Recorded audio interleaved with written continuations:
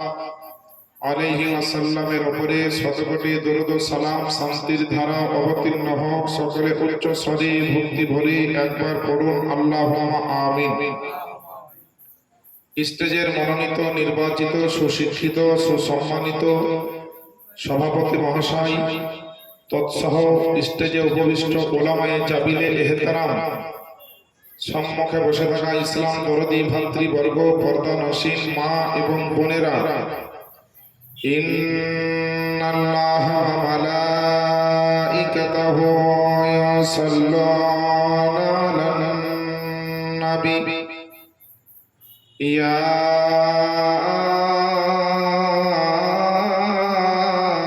আইয়ুহাল্লাযীনা আমানু সাল্লু আলাইহি ওয়া সাল্লিমু তাসলিমা।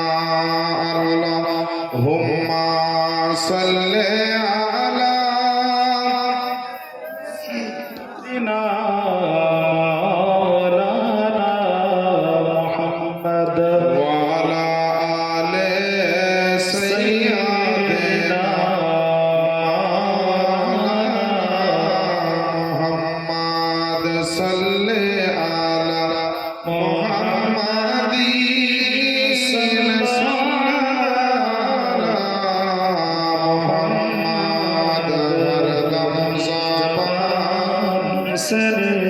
কালো পাক নামে মোহাম্মদ হরদম জবান সে নিকালো শফিআনা মুহাম্মদ।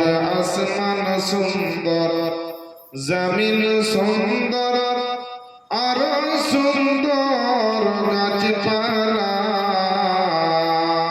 আসমান সুন্দর, জমিন সুন্দর, আর সুন্দর গাছপালা। আর তার চেয়ে অতি সুন্দর, তার চেয়ে অতি সুন্দর আমার নবীর মদিনা। আল্লাহুম্মা সাল্লি আলা, জোরে জোরে পড়ে, জোরে, ওয়া আলা আলি সাইয়্যিদিনা মাওলানা মুহাম্মদ সাল্লি আলা মুহাম্মাদিন।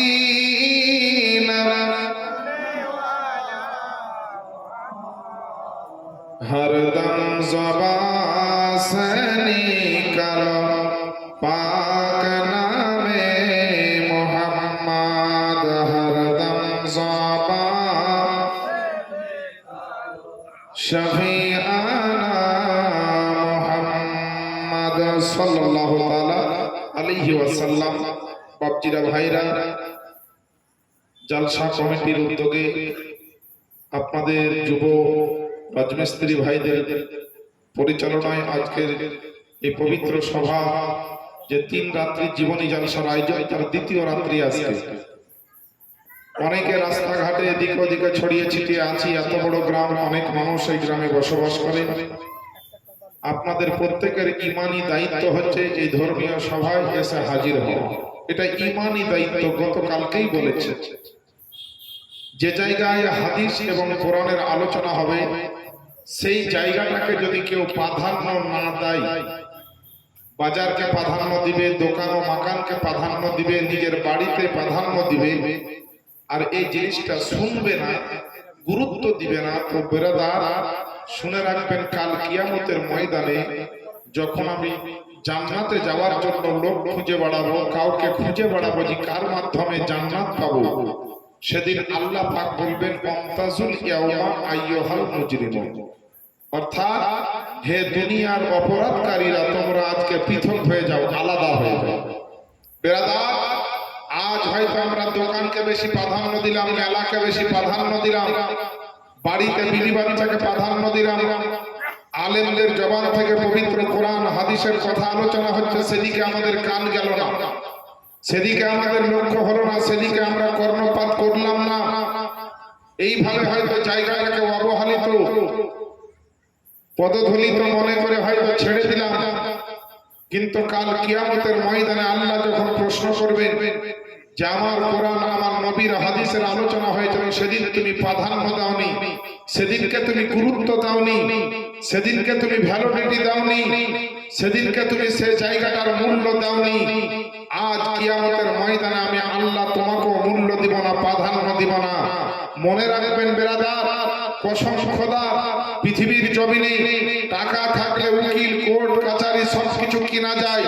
দুনিয়ার বুকে ক্ষমতার বলে, আপনার পাওয়ারের ক্ষমতা পাওয়ারের বলে বহু কিছু আপনার এদিক ওদিক করা সম্ভব হতে পারে, কিন্তু কাল হাসরের ময়দানে আপনার নিজের হাত আপনার হয়ে কাজ করবে না, আপনার নিজের জবান আপনার হয়ে কাজ করবে না, আপনার পা আপনার হয়ে কাজ করবে না, আপনার মুখ আপনার হয়ে কাজ করবে না, বরং আল্লাহ রাব্বুল আলামিনের জন্য আল্লাহ পাকের হুকুমে আপনার সমস্ত অঙ্গ প্রত্যঙ্গ আল্লাহর হুকুমে চলবে। আর যেটা হক যেটা সত্য সেদিনকে বলবে। আজিজানে মুহতারাম, আজ আমরা চিন্তা করি, আজ আমরা টেনশন করি দুনিয়ার সংসারে যেমন বেঁচে থাকতে গেলে সংসার জীবন যাপনে যেমন অর্থের দরকার, টাকা পয়সার দরকার, তো কাল আখিরাতের জীবনে প্রত্যেকটা মানুষের নেকির দরকার।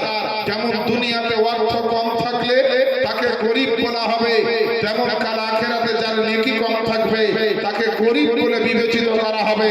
আল্লাহ রাসূল বিশ্ব নবী পয়গম্বর আযম শাহনশাহ জিবাকার দোনো জাহানের মালিক ও মুখতার নবী মুস্তাফাকে জিজ্ঞেস করা হলো, ইয়া রাসূলুল্লাহ, ইয়া হাবিবাল্লাহ, দুনিয়ার বুকে গরিব ব্যক্তিকে আল্লাহ রাসূল বলেন দুনিয়াতে যার নেকি কম সেই ব্যক্তি হলো প্রকৃতপক্ষে আপনার গরিব। টাকা পয়সায় ধন দৌলতের মাধ্যম দিয়ে গরিব বড়লোক দুনিয়ার মানুষ করতে পারে বিবেক বিবেচনা, কিন্তু আল্লাহ রাসূল বলেছে যার নেকি কম হবে সে হলো গরিব, আর যার নেকি বেশি হবে সে দুনিয়াতে এবং আখিরাতে আল্লাহ রাসূলের দৃষ্টিতে আপনার বড়লোক বলে বিবেচিত হবে। একবার জোরে মুহাব্বতে পড়েন সুবহানাল্লাহ। আমার বাপজিরা ভাইরা, আল্লাহ পাকের পবিত্র অটুট সংবিধান কোরআন শরীফ, কোরআন শরীফের মধ্যে আল্লাহ পাক ঘোষণা দিয়েছেন, ইয়া আইয়ুহাল্লাযীনা আমানু দুখুলু ফিস সিলমি কাফা, হে ঈমানদার বিশ্বাসী বান্দা বর্গরা, তোমরা ইসলামের মধ্যে পরিপূর্ণভাবে দাখিল হয়ে যাও। অর্থাৎ ইসলামের মধ্যে প্রবেশ করতে বলেছেন আল্লাহ, ইসলামের মধ্যে দাখিল হতে বলেছেন, ইসলামের অন্তর্ভুক্ত হতে বলেছেন।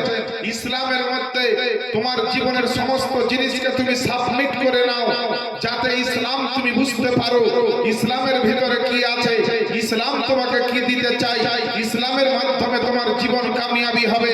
ব্রাদারানি ইসলাম, আজিজানে মুহতারাম, এখন যদি 50% ইসলামে থাকি আর 50% ইসলামের বাইরে থাকি, যদি আমি 60% ইসলামে থাকি, 40% ইসলামের বাইরে থাকি, আমি যদি 70% ইসলামে থাকি, 30% ইসলামের বাইরে থাকি, সঠিক মুসলমান কিন্তু আপনি হলেন না।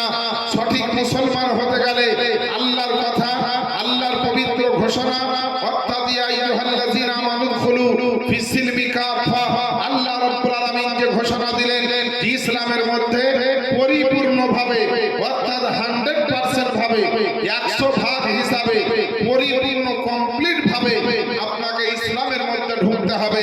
তবে আপনি বুঝতে পারবেন ইসলাম ধর্মটা কি, ইসলাম আপনার আমার জন্য জগৎবাসীর জন্য কেমন শিক্ষা দিয়েছে, ইসলাম কোন কথা বলেছে, ইসলামে কেমন মানবতার কথা, ইসলামে কেমন ভদ্রতার কথা, ইসলামে কেমন নৈতিকতার কথা, ইসলামে আছে কেমন পাক পবিত্র কথা, ইসলামে আছে কেমন উচ্চ রঙ্গের শিক্ষার কথা, ইসলামে আছে বাপ মায়ের খিদমতের কথা, ইসলামে আছে ভাইয়ের সম্মান, ইসলামে আছে ছোটদের আদর, ইসলামে আছে বিবি বাচ্চার আদর, ইসলামে আছে বাপ মায়ের খিদমত সেবা, ইসলামে আছে শিক্ষকদের ভ্যালিডিটি, ইসলামের ভিতরে আছে নাপাক থেকে পাক হওয়ার কথা, ইসলামে আছে বিপদে পড়লে তার পাশে দাঁড়াও, ইসলাম আপনাকে গরম দেখাতে শিখায়নি, ইসলাম আপনাকে ভদ্রতা নম্রতা মার্জিত অবস্থায় জীবন যাপনের কথা শিখিয়েছে। এক কথাই বেরাদার, কেউ যদি ইসলামের ভিতরে পরিপূর্ণভাবে চলে আসে, আল্লাহর কসম করে বলি ইসলাম যে শিক্ষা দিয়েছে, ইসলাম যার কথা বলেছে মেনে যদি নিতে পারেন তো আপনার জীবন দুনিয়াতেও কামিয়াবি হয়ে যাবে এবং কাল আখিরাতের বাজারও কামিয়াবি হবে। জোরে একবার পড়েন সুবহানাল্লাহ। ইসলাম এমন একটা জিনিস, ইসলাম এমন একটা ধর্ম, পৃথিবীর সমস্ত ধর্মকে যদি একদিকে রাখে আর ওয়ানলি ফোর শুধুমাত্র একমাত্র যদি ইসলামকে একদিকে রাখেন তো ইসলামের পাল্লা গোটা জগতের সমস্ত ধর্মের চাইতে ইসলামের পাল্লা ভারী হয়ে যায়। একদিকে যদি সমস্ত দুনিয়ার যত ধর্মীয় কিতাব আছে সব যদি একদিকে রাখে আর আমার ইসলামের জন্য মানব সংবিধান, ইসলামের সংবিধান, মানবের বিধান আল্লাহ পাক যে পবিত্র দিয়েছেন কোরআন, এই কোরআনকে যদি একদিকে রাখেন তো সমস্ত দুনিয়ার ধর্মীয় কিতাবের মধ্যে শ্রেষ্ঠ কিতাব, ওজনওয়ালা কিতাব, ওয়াইটওয়ালা কিতাব, পাক পবিত্র কিতাব, তুলনাহীন কিতাব, উদাহরণহীন কিতাব, বেমিসাল কিতাব, জগৎ বিখ্যাত কিতাব হিসাবে বিবেচিত হবে পবিত্র কোরআন। তাহলে আজ মুসলমান আমরা সব পেয়েছি, তারপর আজকে এত পিছিয়ে কেন? আমাদের যে সেন্স, আমাদের যে ব্রেন, আমাদের যে চিন্তা ভাবনা, আমাদের আগামী দিনের যে পদক্ষেপ, আমাদের ভিতরে যে শিক্ষা দীক্ষা, আমাদের যে পরিবেশ, আমাদেরকে এখনো কবরের ব্যাপারে পুরোপুরি ভাবাই নাই, হাসরের কথা এখনো পুরোপুরি ভাবাই নাই, মরণের কথা এখনো আমাদেরকে ভাবাইনি। যদি সত্যি ভাবিয়ে দিত আল্লাহ রসুল বলেন শোনো, তোমরা যদি আমি যা শুনতে পাই তোমরা যদি শুনতে তো জগতের বুকে তোমরা কোনোদিন আর হাসতে না, আর আমি যা দেখতে পাই তোমরা যদি দেখতে পেতে জগতের বুকে সংসার করতে না ছেড়ে দিয়ে ওই জঙ্গলে গিয়ে শুধু আল্লাহর জিকির করে জীবনকে কাটিয়ে দিয়ে। চিন্তা করেছেন? আজ আমার মায়েরা, বোনেরা, বাপজিরা, ভাইরা, মাদ্রাসার বক্তব্যের ইমাম সাহেব, মৌলভী সাহেব, বক্তা সাহেবরা এত চাচাই মুসলমানকে, এত মাইক লাগিয়ে চাচাই, তারপরে মুসলমান আসতে পারে না। তার মানে জানবেন মোহাম্মত ভালোবাসা সেই রকম নাই। কিন্তু বেরাদার আপনারা জানেন জীবন যদি কামিয়াবি হয় তো আল্লাহ রাসূল যে রাস্তায় চলতে বলেছেন ওই রাস্তাতে চললে আপনার জীবন কামিয়াবি হবে। তাছাড়া অন্য কোনো রাস্তা নেই যে আপনাকে জান্নাতে নিয়ে যেতে পারবে। একটা রাস্তা কেউ দেখাতে পারবে না। যোগ্য আলেমে দ্বীনেরা স্টেজে উপবিষ্ট রয়েছে, তারা বুঝতে পারছেন আমার কথা। যারা মাইকের আওয়াজে শুনছেন অনেক দূর দূরান্ত থেকে, পাড়া মহল্লা থেকে, আপনাদের যদি কবরকে ভয় থাকে, হাসরকে ভয় থাকে, নিজেকে যদি মুসলমান বলে দাবি করে থাকেন, আপনাদের উচিত হবে এই সভাতে এসে বসে যাওয়া। আপনি আসলেন তাও আমার ভালো, যদি আপনারা না আসেন, যে কটা লোক এসেছে আমি এতেই ওয়াজ করে চলে যাবো, আমার কোনো অসুবিধা নেই। কিন্তু মনে রাখেন কিয়ামতের মাঠে আপনাকে হিসাব দিতে হবে যে নবীর সভা হয়েছে তুমি যাওনি, নবীর কথা হয়েছে, আহলে বাইতের কথা হয়েছে, যে হাসান হোসাইনের নামে দরুদ না পড়লে নামাজ হয় না, ওই হাসান হোসাইনকে প্রাধান্য দেওনি। ওই হোসাইন যদি আজকে কারবালার প্রান্তরে লড়াই না করতে, মুসলমানের ঈমান বলেন, আকীদা বলেন, নামাজ বলেন, মসজিদ বলেন, জামাত বলেন, নবীর মোহাব্বত বলেন, ইসলামের তাজিম ও সম্মান বলেন, কোরআনের হক ও বাতিলের ফয়সালার রায় বলেন, এইগুলা কিছু ঠিক থাকতো না, সব গন্ডগোল হয়ে যেত। আজও মসজিদের সম্মান আছে তো হোসাইনের জন্য আছে, নামাজের সম্মান আছে তো হোসাইনের জন্য আছে, ইসলামের সম্মান আছে হোসাইনের জন্য আছে, মুসলমান ইমামদারের সম্মান আছে না আপনার হোসাইনের জন্য আছে। দ্বীন ইসলামের খাতিরে তিনি যেইভাবে আপনার আত্মবলি দিয়েছেন, তারপরে মনের চাহাতকে কুরবান করেছেন, নিজের জান ও মালকে কুরবান করেছেন, আলো আওলাদকে কুরবান করেছেন। এ বেরাদার, আজকে বেরাদারান ইসলাম আমরা শয়তানের ওয়াসওয়াসায় পড়ে থাকা মানুষ, দুনিয়ার বিচারিত মানুষ বলে আজকে বুঝতে পারছি না। কিন্তু ইমাম হোসাইন পাক যে জায়গায় পা দিতেন ওই জায়গার পায়ের ধুলোবালিগুলা কুড়িয়ে নিয়ে কেউ গায়ে হাতে বুলাবার চেষ্টা করতেন। এই রকম নবীর গোলাম দুনিয়াতে ছিল। আজ হয়তো আমরা বুঝতে পারছি কত মূল্যবান তার জীবনী, তার জীবন কাহিনী শুনে হয়তো আমার জীবনটা পাল্টে যেতে পারে, বদলে যেতে পারে, আমার জীবনের হয়তো রদবদল হতে পারে, আমার লাইফটা হয়তো কনভার্ট হতে পারে, কিন্তু সেদিকে আমরা খেয়াল করি না। কালকে আপনাদেরকে শোনালাম হাসান হোসাইন হচ্ছে মা ফাতেমার বেটা, হাসান হোসাইন হচ্ছেন হযরত আলী রাদিয়াল্লাহু তাআলা আনহুর বেটা। এই আলীর কি পাওয়ার একটা নুকতা আপনাকে বলে দিয়ে মেন জায়গায় চলে যাব। আলী মুর্তজাকে আল্লাহ রাসূল এমন শিক্ষায় শিক্ষিত করেছিলেন, এর জন্য তো নবী পাক সাহেব আল-আওলাদ বলেন, আনা মাদিনাতুল ইলমি ওয়া আলিউন বাবুহা, আমি হচ্ছি ইলমের শহর আর ওই শহরের দরওয়াজা হচ্ছেন হযরত আলী। তো এই হযরত আলীর কত পাওয়ার, জ্ঞান, গরিমার কি সম্মান, এবং তার কত উচ্চ র্যাঙ্কের তিনি শিক্ষিত ছিলেন, কত হাই র্যাঙ্কের তার ডিগ্রি ছিল। আলী মুর্তজা শেরে খোদা কিতাবের মধ্যে লিখছে, আলী মুর্তজার যদি ঘোড়া হারিয়ে যেত, উট হারিয়ে যেত, আলী বাড়িতে বসে বসে কোরআন পড়ে পড়ে তাফসীর করে ওই উট কোথায় আছে তিনি খুঁজে বের করে নিতেন। চিন্তা করেছে এত জ্ঞানে উন্নতি ছিলেন। একদিন মসজিদে নববীতে মদিনা শরীফে আলী মুর্তজা বক্তব্য রাখছেন, তিনি তখন খলিফা, চতুর্থ খলিফার দায়িত্ব পালন করছেন। সেই সময় বক্তব্য রাখছেন, বক্তব্য রাখতে রাখতে আলীকে সবাই প্রশ্ন করছেন, আলী উত্তর দিচ্ছেন। তো আলী বলছেন, তোমাদের আরো যার যা প্রশ্ন আছে করো, আমি উত্তর দিব ইনশাআল্লাহ। সবাই মনে মনে ভাবছে আলীকে যা প্রশ্ন করবো তারই উত্তর দিতে পারবে। আলী বললেন, হ্যাঁ ইনশাআল্লাহ, আমার নবীর মহব্বত নিয়ে আমি বলছি, আল্লাহর উপরে ঈমান আকীদা ভরসা রেখে বলছি, তোমরা যা প্রশ্ন করবে আমি তোমাদের সব প্রশ্নের উত্তর দিব ইনশাআল্লাহ। সবাই চিন্তা করছে আলীকে এমন একটা প্রশ্ন করব যেন আলী ঘাবড়ে যায়, দেখি আলী পারে কিনা। চিন্তা করছে কি প্রশ্ন করব, কি প্রশ্ন করব। আর এমন সময় একটা বয়স্ক লোক, বুড়া লোক মসজিদে নববীতে দাঁড়িয়ে গিয়ে বললেন, হুজুর আলীকে, হুজুর আমার একটা প্রশ্ন আছে, উত্তর দিতে হবে। আলী বললেন, কি প্রশ্ন বাবা বলেন, উত্তর দিব ইনশাআল্লাহ। আলীকে বললেন যে আপনি বলেন, আল্লাহর নূরের ফেরেশতা হযরতে জিবরাইল আলাইহিস সালাম এখন বর্তমান এই সময় কোথায় আছে আপনাকে বলতে হবে। আচ্ছা, এই এলাকার যত বড় ইঞ্জিনিয়ার বৈজ্ঞানিক যেই আছে, যদি এই প্রশ্নটা তাকে বলা হয় তো কেউ দিতে পারবে উত্তর বাবা যে আল্লাহর ফেরেশতা জিবরিল আমিন এখন কোথায় আছে? আলীকে যেমন এই প্রশ্ন করেছে, যত সাহাবায়ে কেরাম ছিলেন মসজিদে নববীতে সবাই চিন্তায় টেনশনে পড়ে গেছে যে আল্লাহ এমন প্রশ্ন করে, যদি হাদিসের প্রশ্ন করতো আলী উত্তর দিয়ে দিত, নামাজ রোজার ব্যাপারে প্রশ্ন করলে আলী উত্তর দিয়ে দিত, কোরআন থেকে প্রশ্ন করলে আলী উত্তর দিয়ে দিত, শরীয়তের প্রশ্ন করলে আলী উত্তর দিয়ে দিত, হাকিকা আপনার বিভিন্ন রকম প্রশ্ন জানার দরকারি প্রশ্ন করলে আলী উত্তর দিয়ে দিতেন। কিন্তু আলীকে এমন একটা প্রশ্ন করা হয়েছে যে না কোরআন পড়ে বলতে পারা যাবে, না হাদিস পড়ে বলতে পাওয়া যাবে, না চোখ বন্ধ করে বলা সম্ভব, না চোখ খুলে আপনার বলা সম্ভব। আল্লাহর নূরের ফেরেশতা জিবরাইল আমিন এখন কোন জায়গায় আছে কে বলতে পারবে? এ বিরাদরান ইসলাম, আমার নবীর গোলাম, নবীর দামাত সাহেবে খাইবার, আপনার সাহেবে জুলফিকার, ফাতিহে খাইবার, দামাদে পয়গম্বর সাহেব আলী মুর্তজা শেরে খোদা রাদিয়াল্লাহু তাআলা আনহুর দিকে তাকিয়ে সবাই ভাবছে আলী মনে হয় উত্তর দিতে পারবেন না, আলী মনে হয় কোশ্চেনের অ্যানসার দিতে পারবেন না, আলী মনে হয় সওয়ালের জবাব দিতে পারবেন না।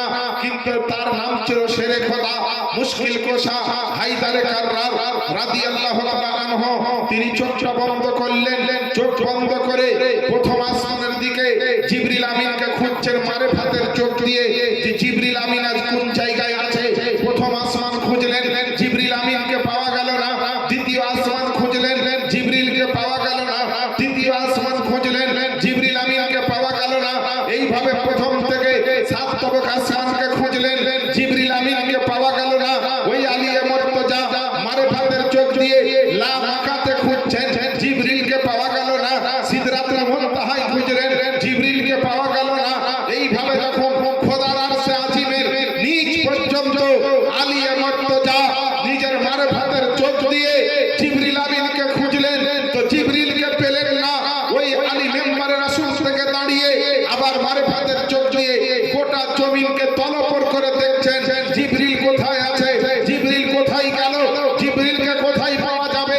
কোন জায়গায় যখন পাওয়া গেল না, আলী মুর্তজা শেরে খোদা মুশকিলে কোশা চোখটা খোলার পরে মসজিদে নববীতে সাহাবীর দলের মধ্যে দেখছে একটা বয়স্ক লোক বসে আছে, ওটাই হচ্ছে জিবরিল আমিন, নবীর গোলাম আকার, নবী মুস্তাফার জামাই। আলী চোখ খুলে বললেন, হে আল্লাহর বান্দা, হে আল্লাহর বান্দার দিকে লক্ষ্য করলেন, মানুষকে মুখাতিব হয়ে লক্ষ্য করে বললেন, আপনি হচ্ছেন আল্লাহর ফেরেশতা জিবরিল আমিন। বলেন সুবহানাল্লাহ। একটা বয়স্ক মানুষের রূপ ধারণ করে জিবরিল বসে আছে মসজিদে নববী। আলী চোখ করে বললেন, আপনি জিবরিল আমিন। তখন জিবরিল আমিন হচ্ছে ইজ্জাত রাব্বি ওয়া আনা জিবরাইল আলাইহিস সালাম। আমি আল্লাহ পাকের কসম করে বলছি, আমি হচ্ছি আল্লাহর ফেরেশতা জিবরিল আমিন। জিবরিল আমিনের খবর চোখ বন্ধ করে গোটা জগৎকে যে খুঁজতে পারে তার নাম হচ্ছে আলী। আর ওই আলীর বেটা মা ফাতেমা রাদিয়াল্লাহু তাআলা আনহার বেটা, তিনারাই হচ্ছেন ইমামে হাসান আর হোসাইন। বলেন সুবহানাল্লাহ। আমার বাপজিরা ভাইরা, নবীর আশিক হয়ে যান, নবীর প্রেমিক, নবীর দিওয়ানা হয়ে যান, নবীর চাহনেওয়ালা হয়ে যান। দুনিয়াতে যারা নবীর আশিক ও প্রেমিক হয়ে যাবে, কাল আখিরাতে তারা জান্নাতের হকদার হয়ে যাবে। আর দুনিয়াতে যারা নবীর প্রেম, নবীর ভালোবাসা করতে পারবে না, অন্তরে নবীর মোহাম্মত নিয়ে জগৎ থেকে যেতে পারবে না, কাল হাসরের ময়দানে যতই ছোটাছুটি করুক না কেন, কাল কিয়ামতে সে পরীক্ষায় পাস করবে না। নবীর চাহনেওয়ালা না হলে কাল কিয়ামতের ময়দানে সে জান্নাত পাবে। কারণ জান্নাত তৈরি করেছেন আল্লাহ, কিন্তু মালিকানা দিয়ে দিয়েছেন আমার নবী মুস্তাফা। যারা নবীর চাহনেওয়ালা হবে তারাই কাল কিয়ামতের ময়দানে জান্নাতের হকদার হবে। আমার বাপজিরা ভাইরা, আল্লাহ রাসূল বিশ্ব নবীর দুইজন নাতি, হযরতে ইমামে হাসান আর হযরতে ইমামে হুসাইন রাদিয়াল্লাহু তাআলা আনহুমা, ইনারা দুইজনে বেশ সোনার সংসারে মেতেছিলেন। কিন্তু হাসানের উপরে বিভিন্ন রকমের চক্রান্তর শিকার তিনি হয়েছিলেন। জানের দুশমন হয়েছিল কিছু মানুষ, শুধু শুধু কোনো ইসলামিক কারণে নয়, শরিয়াতের কারণে নয়, এমনি দুশমন। নবীর নাতি আমার চাইতে বড় হয়েছে, সম্মান পাচ্ছে, বিভিন্ন রকম আমার চাইতে তার ভ্যালু নাকি বেশি হচ্ছে, তাকে মারতে হবে, সরাতে হবে, এই বলে এজিদের কিছু চক্রান্ত ছিল। কিছু আপনার মুনাফিক টাইপের মানুষের চক্রান্ত ছিল। আমার হাসানকে কয়েকবার বিষ পান করিয়েছিল। কিন্তু নবীর রওজা শরীফটা এমন একটা জায়গা, নবীর দরবারটা এমন একটা দরবার, যেখানে অসুস্থ গেলে সুস্থ হয়ে যায়, বদসুরাত গেলে খুবসুরাত হয়ে যায়, বেঈমান গেলে ইমানদার হয়ে যায়, দুশমন গেলে দোস্ত হয়ে যায়, বেআকাল গেলে পারে আকালমন্দ হয়ে যায়। ওই নবীর দরবারে হাসান গেছে, তো হাসানের আপনার শরীরে 20 পর্যন্ত পানি হয়ে গেছে আল্লাহর রহমতে, আমার নবীর সাদকাতে। বলেন সুবহানাল্লাহ। এই নবীর মদিনাতে গিয়ে কত মানুষ পাগল হয়েছে। এই যে আপনি হজের মৌসুম, হজে গিয়েছেন, অনেক মানুষ নবীর রওজাতে গিয়ে বুক ফাটা কান্না, চোখের পানিতে বুক ভাসিয়ে দেয়। ওই মদিনাটা এমন একটা জায়গা, যারা গিয়েছেন তারাই যায়। আহা আমার বাপজিরা ভাইরা, আমার মা বোনেরা, আজকে নবীর জন্য সারা জগৎ পাগল। আজ নবীর জন্য, নবীর খানদানের জন্য সারা জগৎ মাতোয়ারা হয়ে আছে। আল্লাহ পাকের দয়ার নবী এই নওয়াজা হযরতে ইমামে হাসান রাত্রি বেলায় স্বপ্ন দেখছেন যে তার কপালে সূরা ইখলাস লেখা আছে, অর্থাৎ কুল হুয়াল্লাহু আহাদ, এই সূরা। আর চট করে তার ঘুমটা ভাঙলো। ঘুম ভাঙা মাত্র বলছে, থরথর করে ইমামে হাসান কাঁপছে। তার বিবি জয়নাব তিনি উঠে বললেন, হুজুর কি হয়েছে? না তো এই ধরনের একটা স্বপ্ন দেখেছি, তাড়াতাড়ি ইমামে হোসাইনকে ডাকো। এ দেখেন বাবা, ইমামে হোসাইনকে ডাকলো। তার পেরেশানি, তার তানহাই অবস্থা দেখে হযরতে ইমামে হোসাইন জিজ্ঞেস করছেন, ভাইজান আপনার কি হয়েছে? আপনি এরকম হতভম্বিত, চিন্তিত, টেনশন, এরকম কেন থরথর করে কাঁপছেন কেন? রাত্রে বেলায় ভয়ঙ্কর একটা স্বপ্ন দেখেছি, তাই মনে হচ্ছে অন্তরটা আমার কাঁপছে গো ভাই। বলে কি স্বপ্ন দেখেছেন? না তো এই ধরনের আমার কপালে লেখা আছে সূরা ইখলাস লেখা আছে, আমি এটা দেখতে পেলাম। ইমাম হোসাইনকে বলল, ইমাম হাসান জি একটা তাবিরকারীকে ডাকো। স্বপ্নের মানে যারা বলতে পারে এই ধরনের একজন শিক্ষিত ব্যক্তিকে ডাকো। মদিনা শরীফে একজন লোক স্বপ্নের তাবির, স্বপ্নের মানে কিন্তু বলতে পারে, তাকে ডাকা হলো। সকালবেলায় বাড়িতে এসে তিনাকে বলা হলো যে এই ধরনের আমার ভাই ইমামে হাসান স্বপ্ন দেখেছেন, এই স্বপ্নের মানে কি, অর্থ কি বলেন। এই ব্যক্তি জ্ঞানী ব্যক্তি ছিলেন, স্বপ্নের তাবিরকারী ছিলেন। তিনি আপনার স্বপ্নটা শোনার পরে বললেন ইমামে হোসাইনকে যে সত্যিকারী যদি এই স্বপ্ন ইমামে হাসান দেখেছেন, তো মনে রাখেন ইমামে হাসান আর পৃথিবীর বুকে বেশি দিন বাঁচবেন না। সুবহানাল্লাহ বলে। ইমামে হাসান আর বেশি দিন বাঁচবেন না, খুব তাড়াতাড়ি তিনি দুনিয়া থেকে বিদায় নেবেন। এ দেখেন বাবা, যেমন ইমাম হোসাইন আপনার এরকম কথাটা শুনলেন যে আমার ভাই ইমামে হাসান আর বেশি দিন বাঁচবেন না, আল্লাহ পাকের নবীর নওয়াজা হযরত ইমামে হোসাইন রাদিয়াল্লাহু তাআলা আনহু তিনি আপনার চোখের পানি ঝরিয়ে ঝরঝর করে কাঁদতে লেগেছেন। ইমাম হাসান ডাকছেন, ভাই ইমাম হোসাইন তুমি আমার কাছে এসো, স্বপ্নের তাবিরকারী কি স্বপ্নের মানে বললে একটু আমাকে শোনাও। কিন্তু বেরাদার ইমাম হোসাইন কিন্তু হাসানের কাছে যাচ্ছেন না, চিন্তা করছেন রব্বুল আলামিন আজকে আমার ভাই ইমামে হাসান এমনিতেই আপনার টেনশনে আছে, এমনিতেই শরীরটা বড় ক্লান্ত আছে, এমনি শরীরটা বড় ভালো নয়, কয়েকবার দুশমনেরা বিস্ফোরণ করিয়ে দিয়েছে, আমার ভাইয়ের অবস্থা এমনিতেই ভালো নয়। এই খবরটা যদি আমার ভাইকে দিয়ে দিই যে ভাই ইমাম হাসান তুমি আর বেশি দিন দুনিয়ার বুকে বাঁচবে না, তুমি হয়তো দুনিয়া থেকে খুব তাড়াতাড়ি বিদায় নিবে, তাহলে পরে আজকে আমার ভাই হয়তো আরো আপনার ভেঙে পড়বে, আরো হয়তো টেনশনে আপনার যুক্ত হয়ে যাবে। ইমাম হোসাইন নিজের চোখের পানি ঝরিয়ে আফসোস করছেন আর আল্লাহকে বলছেন রব্বুল আলামিন আমাদের নানা দুনিয়া থেকে বিদায় নিয়েছে, আমাদের আব্বা দুনিয়ার বুকে নাই, আজকে আমার মা জননী ফাতেমা দুনিয়ার বুকে নাই, আমার ছোট ভাইটাকে ছোট অবস্থায় হারিয়ে দিয়েছে, আত্মীয় স্বজন কতজন দুনিয়া থেকে চলে গিয়েছে, আমরা দুইটা ভাই নবী মুস্তাফার দুই নাতি ইমাম হাসান আর হোসাইন একসঙ্গে সংসার করে, একই সঙ্গে আপনার চলাফেরা করে, একই সঙ্গে আপনার ভাই ভাই মিল মোহব্বত করে চলে। আমার ভাই যদি দুনিয়া থেকে চলে যায়, আমার ভাই যদি আপনার ইন্তেকাল করে যায়, আমি হোসাইন আজকে একা হয়ে যাব। আমার মাথার ছাতা ইমাম হাসান যদি দুনিয়া থেকে বিদায় নেয়, আমি আজকে কাকে ভাই বলে ডাকবো? আমার মাথার ছাতা হিসাবে কে দায়িত্বটা পালন করবে? আমার ভাই হাসান আছে বলে আমি ইমাম হোসাইন কোনো সময় টেনশন নিই না, কোনো সময় চিন্তায় চিন্তিত হয় না গো আল্লাহ।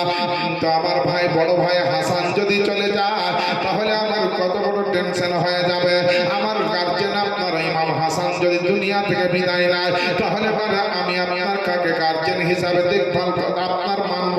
আল্লাহ আল্লাহ আমার ইমামে হোসাইন পাক এরকম চিন্তায় চিন্তিত। হাসান কিন্তু বারবার ডাকছেন আমার হোসাইন পাককে, ও ভাই হোসাইন শোনো রে শোনো, আমার কাছে একটু শোনা, কি বললো স্বপ্নের তাবিরকারী একবার বলো। আল্লাহ আল্লাহ ইমাম হোসাইন হাসানের সামনে আপনার হাজির হলেন, ইমাম হাসানের সামনে আপনার উপস্থিত হলেন, হাজির হয়ে প্রেজেন্ট যাওয়ার পরে বলছেন, ও ভাই ইমামে হাসান আপনি কোনো টেনশন নেবেন না, চিন্তা করবেন না, মানুষের তকদিরে যা লেখা থাকে আল্লাহ চাইলে রাতারাতি মানুষের ভাগ্য পরিবর্তন করে দিতে পারে, আল্লাহ চাইলে মানুষের আপনার কপালকে বদলে দিতে পারে, আল্লাহ পাক চাইলে পারে মানুষের নসিবকে আপনার পরিবর্তন করে দিতে পারে। আপনি যে স্বপ্নটা দেখেছেন গো ভাই, এই স্বপ্নের মানে শুনলে আপনি চিন্তায় চিন্তিত হয়ে যাবেন। ইমাম হাসান বলছে এমনিতে আমার জীবনে সুখ শান্তি নাই, বেশ কিছুদিন থেকে অশান্তি চলছে রে ভাই, তুমি আর দেরি করিও না, দেরি করিও না, এই স্বপ্নের মানে কি বলেছে একবার আমাকে বলো। ইমাম হোসাইন আপনার বলছেন বলে ভাই গো আপনি যে স্বপ্নটা দেখেছেন, আপনি যে আপনার খবরটা দেখেছেন, এই খবরের স্বপ্নের মানে আমি আপনাকে বলতে পারবো না। তা করতে করতে তাবিরকারীকে ইমাম হাসান বললেন, ও স্বপ্নের মানে বলনে वाला লোক, এই স্বপ্নের তাবির করনে वाला লোক শোনো রে শোনো, তোমাকে আল্লাহর দোহাই দিয়ে বলি আমার আর পরীক্ষা নিও না, স্বপ্নের অর্থটা কি একবার বলো। স্বপ্নের মানেটা কি বলো, আর পরীক্ষা এই তাবিরকারী গিয়ে বললেন, হুজুর আপনি তো আমাদের নবী পাক সাহেবে দো জাহানের নওয়াসা, আপনার সামনে মিথ্যা কথা বলাটা কোনো সম্ভব নয়, কোনোদিন বলিনি নবীর খানদানকে ভালোবাসি মহব্বত করি, হক কথাটা বলছি হুজুর, কিন্তু আপনি দুঃখ নিবেন না আর বেশি টেনশন নিবেন না। বলে কি বলো না, তো আপনি যে স্বপ্ন দেখেছেন সত্যি যদি এই স্বপ্ন দেখে থাকেন তো দুনিয়াতে আপনি আর বেশি দিন বাঁচবেন না, খুব তাড়াতাড়ি আপনি বিদায় নেবেন। বলেন সুবহানাল্লাহ। আচ্ছা কেউ যদি শুনে যে তুমি কালকে মরবে, তার কি অবস্থা হবে? হ্যাঁ, কোন ডাক্তারে যদি বলে দেয় তুমি আর 1 মাস বাঁচবে কি 15 দিন বাঁচবা, তাহলে ওই মানুষটার আর সুখ শান্তি, রাতের ঘুম, দিনের আরাম আর কিছু থাকবে? বাবা ইমাম হাসানকে বলছে যে আপনি কয়েকদিন বাঁচবেন, বেশি দিন আর বাঁচবেন না, দুনিয়া থেকে আপনাকে বিদায় নিতে হবে। এ স্বপ্নের তাবির বলছে এটা, স্বপ্নের অর্থ হচ্ছে এটা। ইমাম হাসান বলছেন, আল্লাহ যদি আমাকে বাঁচিয়ে রাখো তো একটু সুখ শান্তি দাও, আর যদি রব্বুল আলামিন আমার দুনিয়াতে বেঁচে থাকার সময় যদি সমাপ্তর দিকে এসে জানলা আমি মরে যেতে রাজি আছি, কিন্তু রব্বুল আলামিন আমার যে শরীরের উপরে অত্যাচার করছে, কোন দুশমনে বারবার আমাকে বিষ পান করাচ্ছে, 5 বার 6 বার হয়ে গেছে, কত কষ্ট পেলাম, কত আপনার জ্বালা যন্ত্রণা সহ্য করলাম, রব্বুল আলামিন আমাকে আর ভালো লাগে না, আমি আর দুনিয়াতে থাকতে চাই না। এই বলে ইমাম হাসান আপনার ঝরঝর করে চোখের পানি ঝরিয়ে কাঁদতে লাগলেন। এ মুসলমান আমার বাপজিরা ভাইরা গো, আমার জিন্দা নবী হায়াতুন নবীর 2 নাতি ইমাম হাসান আর হোসেন এক জায়গাতে কথাবার্তা বলতে বলতে চোখের পানি ঝরে যায়।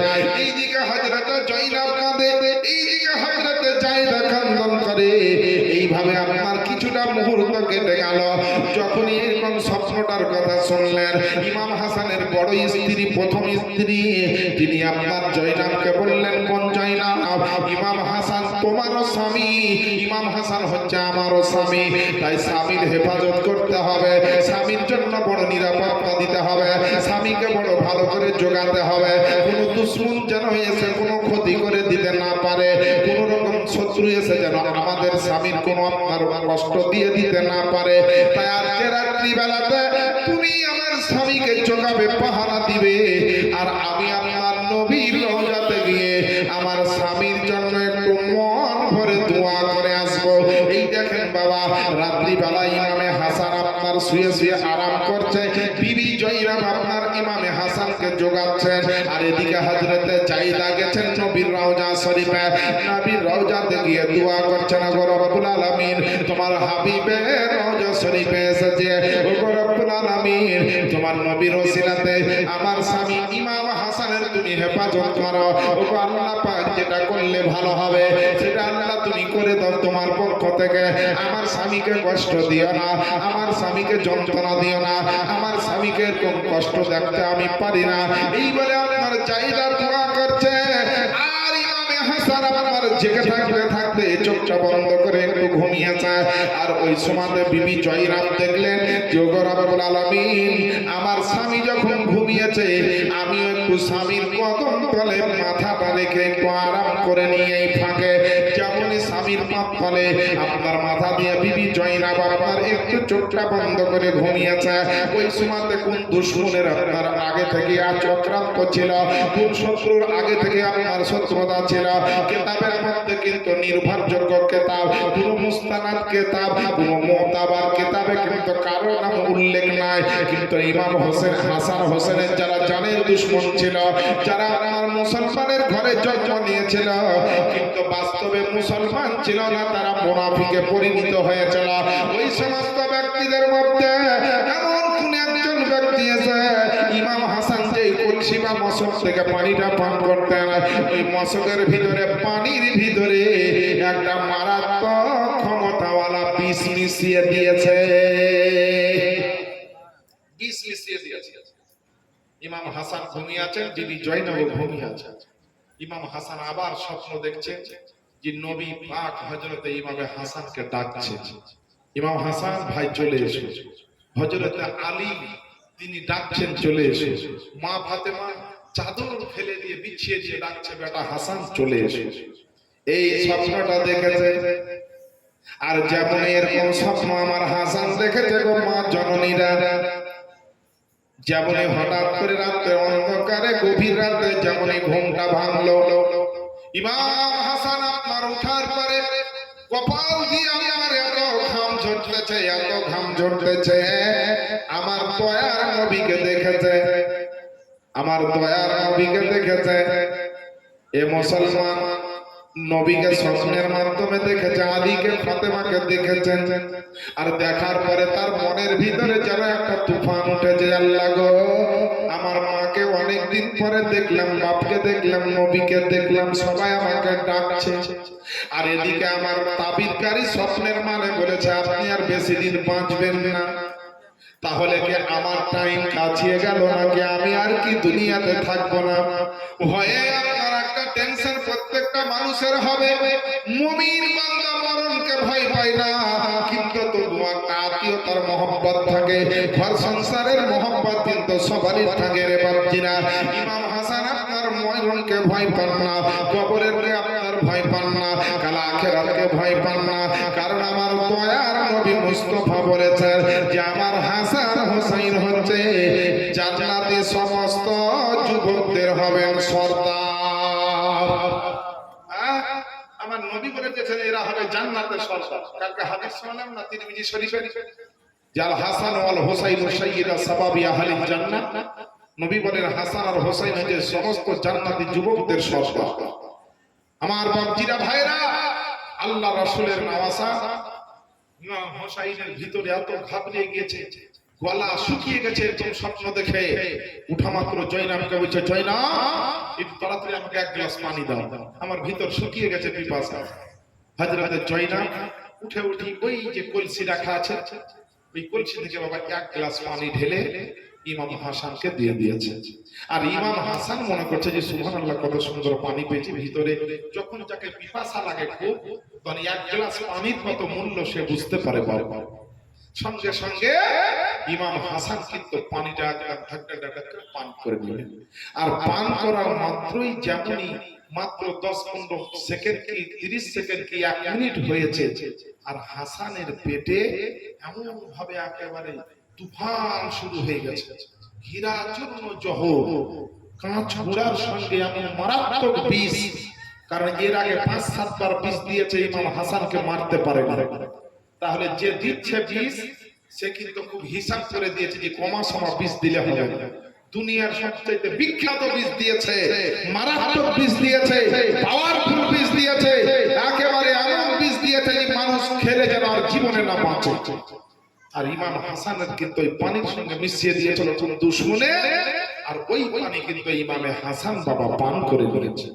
আর যাহা পান করা পেটের ভিতরে এমন যন্ত্রণা ব্যথা শুরু হয়ে গেল, ইমাম হাসান ছটফট করতে আরম্ভ করল। ইমাম হাসান একবার এদিকে ঘুরছেন, একবার ওদিকে ঘুরছেন, বিছানায় শুয়ে থাকতে পারেন। জয়নাব বলছেন, হুজুর কি হলো? আপনি তো পানি পান করলেন, পানি দিলাম, কি হলো? জয়নাবকে বলছে আমার ইমামে হাসান, জি বিবি গো, আমার অবস্থা খুব খারাপ, পেটের ভিতরে প্রচন্ড যন্ত্রণা আঘাত করছে, আমার পেটের ভিতরে মনে হচ্ছে ঝড় তুফান শুরু হয়ে গেছে, মনে হয় আমি আর বাঁচবো না গো। ইমাম হোসাইনকে ডাকো, অমুককে ডাকো, আত্মীয় স্বজনকে ডাকো। আওয়াজ দেওয়া হলো, একে একে সবাই চলে আসতে লাগলো। ইমাম হোসাইন ঢুকলো, এদিকে হযরতে জাইরা নবীর রওজা থেকে দুয়া খায়ের করে বাড়ি ঢুকছে রাতের অন্ধকারে। ওই গভীর রাতে দেখছে তো আমার ইমামে হাসান ছটফট করছে, যেমন কোন মানুষের পেটে যদি চরম ব্যথা করে মানুষ যেমন ছটফট করে, ইমাম হাসানের পুরো শরীরে আতুড়ি নাড়ি ভুঁড়িগুলা যেন কেটে কেটে যাচ্ছে বিষের আঘাতে। আপনার সুবহানাল্লাহ, কলেজা পর্যন্ত টুকরো টুকরো হয়ে যাচ্ছে, দিল কলেজা পর্যন্ত ফেটে ফেটে যাচ্ছে বিষের আপনার পাওয়ারে। আর ওই অবস্থায় একজন মানুষের কি অবস্থা হতে পারে? এত ছটফট করছে। ইমাম হাসানকে আপনার হোসাইন এসে বলছেন, ভাই আপনার কি হলো? রাত্রে তো ভালোই ঘুমালেন, আপনাকে রেখে বাড়ি গেলাম, ঘরের ভিতরে গেলাম, আর এই অবস্থায় কেন? বলছে ভাই গো, আমার দুশমন পিছন ছাড়েনি, আমাকে আবার মনে হয় কোনো খাবার বা পানি পান করেছি, এর মধ্যেই মনে হয় বিষ মিশিয়ে দিয়েছে কেউ। আমার শরীরের অবস্থা প্রচন্ড খারাপ, আমি আর সহ্য করতে পারছি না। ইমাম হাসান তাকে, ইমাম হোসাইন হযরতে ইমামে হাসানকে ঘাড়ে উঠাচ্ছে, তাড়াতাড়ি চলে আপনাকে নবীর রওজা শরীফে নিয়ে যাও। ইমাম হাসান বলছে, ভাই তোমাকে জোড়হাত করে বলছি, খবরদার আমাকে আর নবীর রওজাতে নিয়ে যেও। আমি 5 বার 4 বার গিয়েছি, অনেক কষ্ট অনেক যন্ত্রণা সহ্য করেছি, আমার আর সহ্য হচ্ছে না, যাওয়ার মতো পরিস্থিতি নাই। আমি যদি এই বিষ পানে আমি শাহাদাত বরণ করি, তা আল্লাহর দরবারে আমি আলহামদুলিল্লাহ পড়ব।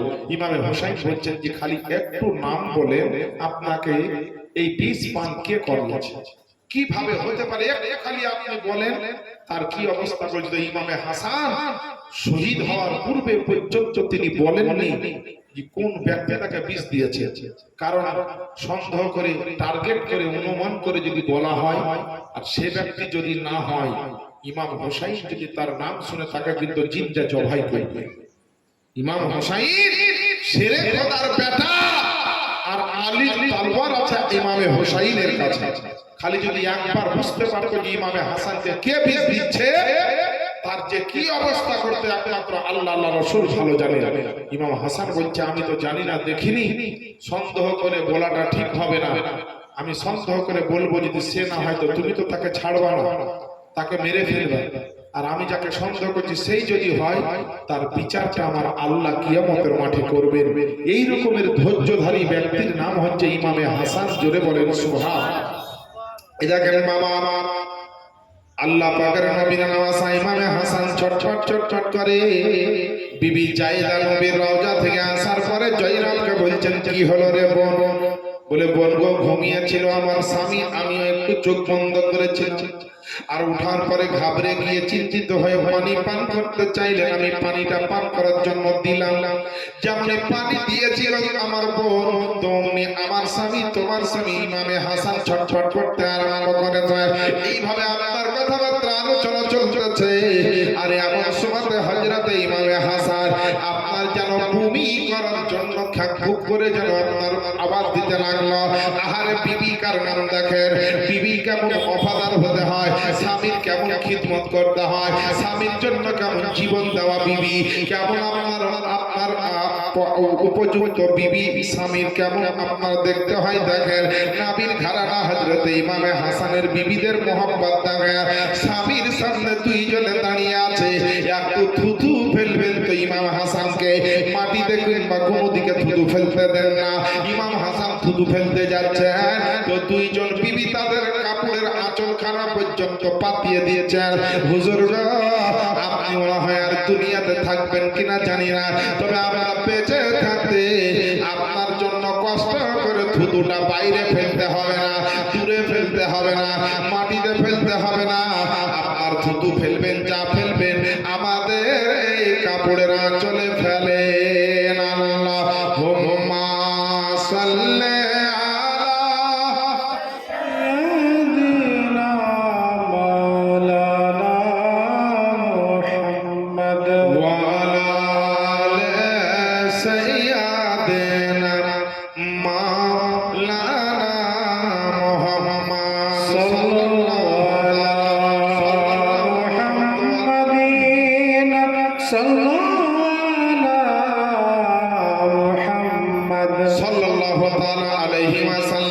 যারা নবীর বংশের মানুষকে ভালোবাসে যায়, নবীর যারা আশিক, নবীর যারা দিওয়ানা, এই মুসলমান সারা জিন্দেগি নবীর মোহাম্মতে জীবন কাটিয়ে দিয়েছে।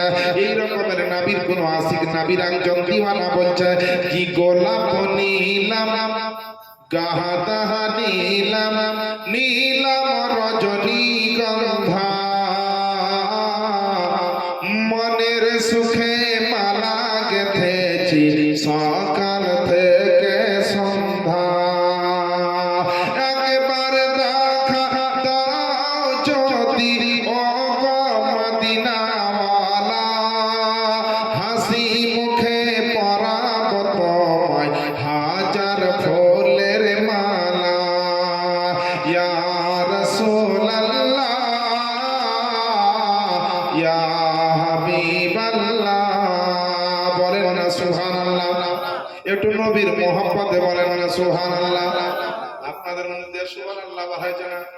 যদি মা বোনদেরকে এক মিনিটের জন্য বলতাম যে তোমাদের জন্য সুবহানাল্লাহ জোরে বলা জায়েজ করে দিলেন, যদিও জায়েজ না জায়েজ করার এখতিয়ার কোনো মানুষের নাই, কোনো মুলবির হাফেজের নাই, কিন্তু যদি উদাহরণস্বরূপ এক মিনিটের জন্য বলতাম মেয়ে ছেলে যত জোরে পারবে সুবহানাল্লাহ বলো, আপনাকে এত বলার পরে জোরে বলাতে পারছি না।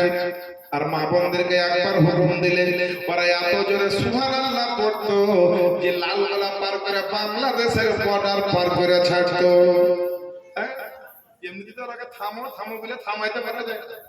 এত লক্ষ্মী ভান্ডারের টাকার গরম মা বোনদের বুঝে, এখন তো গলার ভোল্টেজ আরো বেড়ে গেছে। তবে এখানকার মা বোনেরা ভালো রে বাবা, কালকে দেখেছি আদব সহকারে বসে যাবে, কেচার মেচার গল্প গুজব কিছু নাই।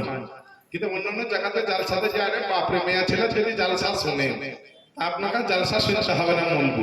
ও জালসা করতে এসে সাত গোষ্ঠীর গল্প, তোর স্বামী কত টাকা নিয়ে এলো, কোন জায়গায় কাজে গেছিল, ফলমূল কত টাইম আছে, জামা কাপড় কত টাইম আছে, ক্যাশ কত আনলে, ফোন পেতে কত পাঠাইছিল, অ্যাকাউন্টে কত ভরেছিল, ঈদে কত বাজার করলি, বিড়ি হাজার বাঁধলি, বাপের বাড়ি কবে যাবি, শ্বশুর বাড়িতে কদিন থাকবি, বিটির বিহা কোথায় দিলি, বাপা বেটার বহু কোথায় দেখছি, যত রকমের আপনার বুঝতে পারলেন সব জীবনী করে আমি জালসা শুনে শেষ, বুঝলেন? কিন্তু আমার মা বোনেরা এখানকার খুব ভালো। তো বাবারা, আপনাদেরকে এরকম কথাগুলো বলছি যাতে আপনাদের মনে যে ময়লাটা জমে আছে একটু জমটা ছোটাবার চেষ্টা করে। এই জম নিয়ে যদি কবরে যান কি অবস্থা হবে বাবা ভেবেছেন? ইমানদার তাহাজ্জুদ বলা নামাজ পড়া বড় বড় সাহাবী পর্যন্ত কবরের কথা শুনে ঝরঝর করে কেঁদেছে। যারা জান্নাতি সাহাবী তারা কেঁদেছে কবরের জন্য ভয়, জানলা কি করে থাকবো কবরে। আর আমরা যে কোন ব্যক্তি বুঝলে আহা যে কবরের কথা তো ভাবি না জালসা মেলাতে বসে একটু মহব্বতে জগৎকে ভুলে দুটা একটা ঘন্টার জন্য আখিরাতকে ভাবতে পারি না। একটু মনের ময়লা দূর করে দিয়ে নবীর মহব্বতে জোরে বলেন তো সুবহানাল্লাহ। আর একটু জোরে লাগিয়ে বলেন সুবহানাল্লাহ। মাশাআল্লাহ, আলহামদুলিল্লাহ। গোলাপ নীলাম গাদা নীলাম নীলাম রজনীগন্ধা,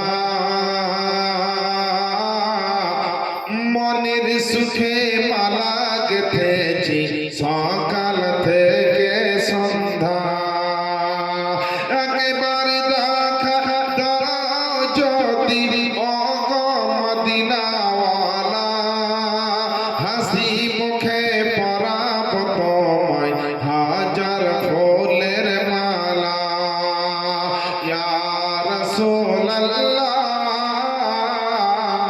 ইয়া হাবিবাল্লাহ।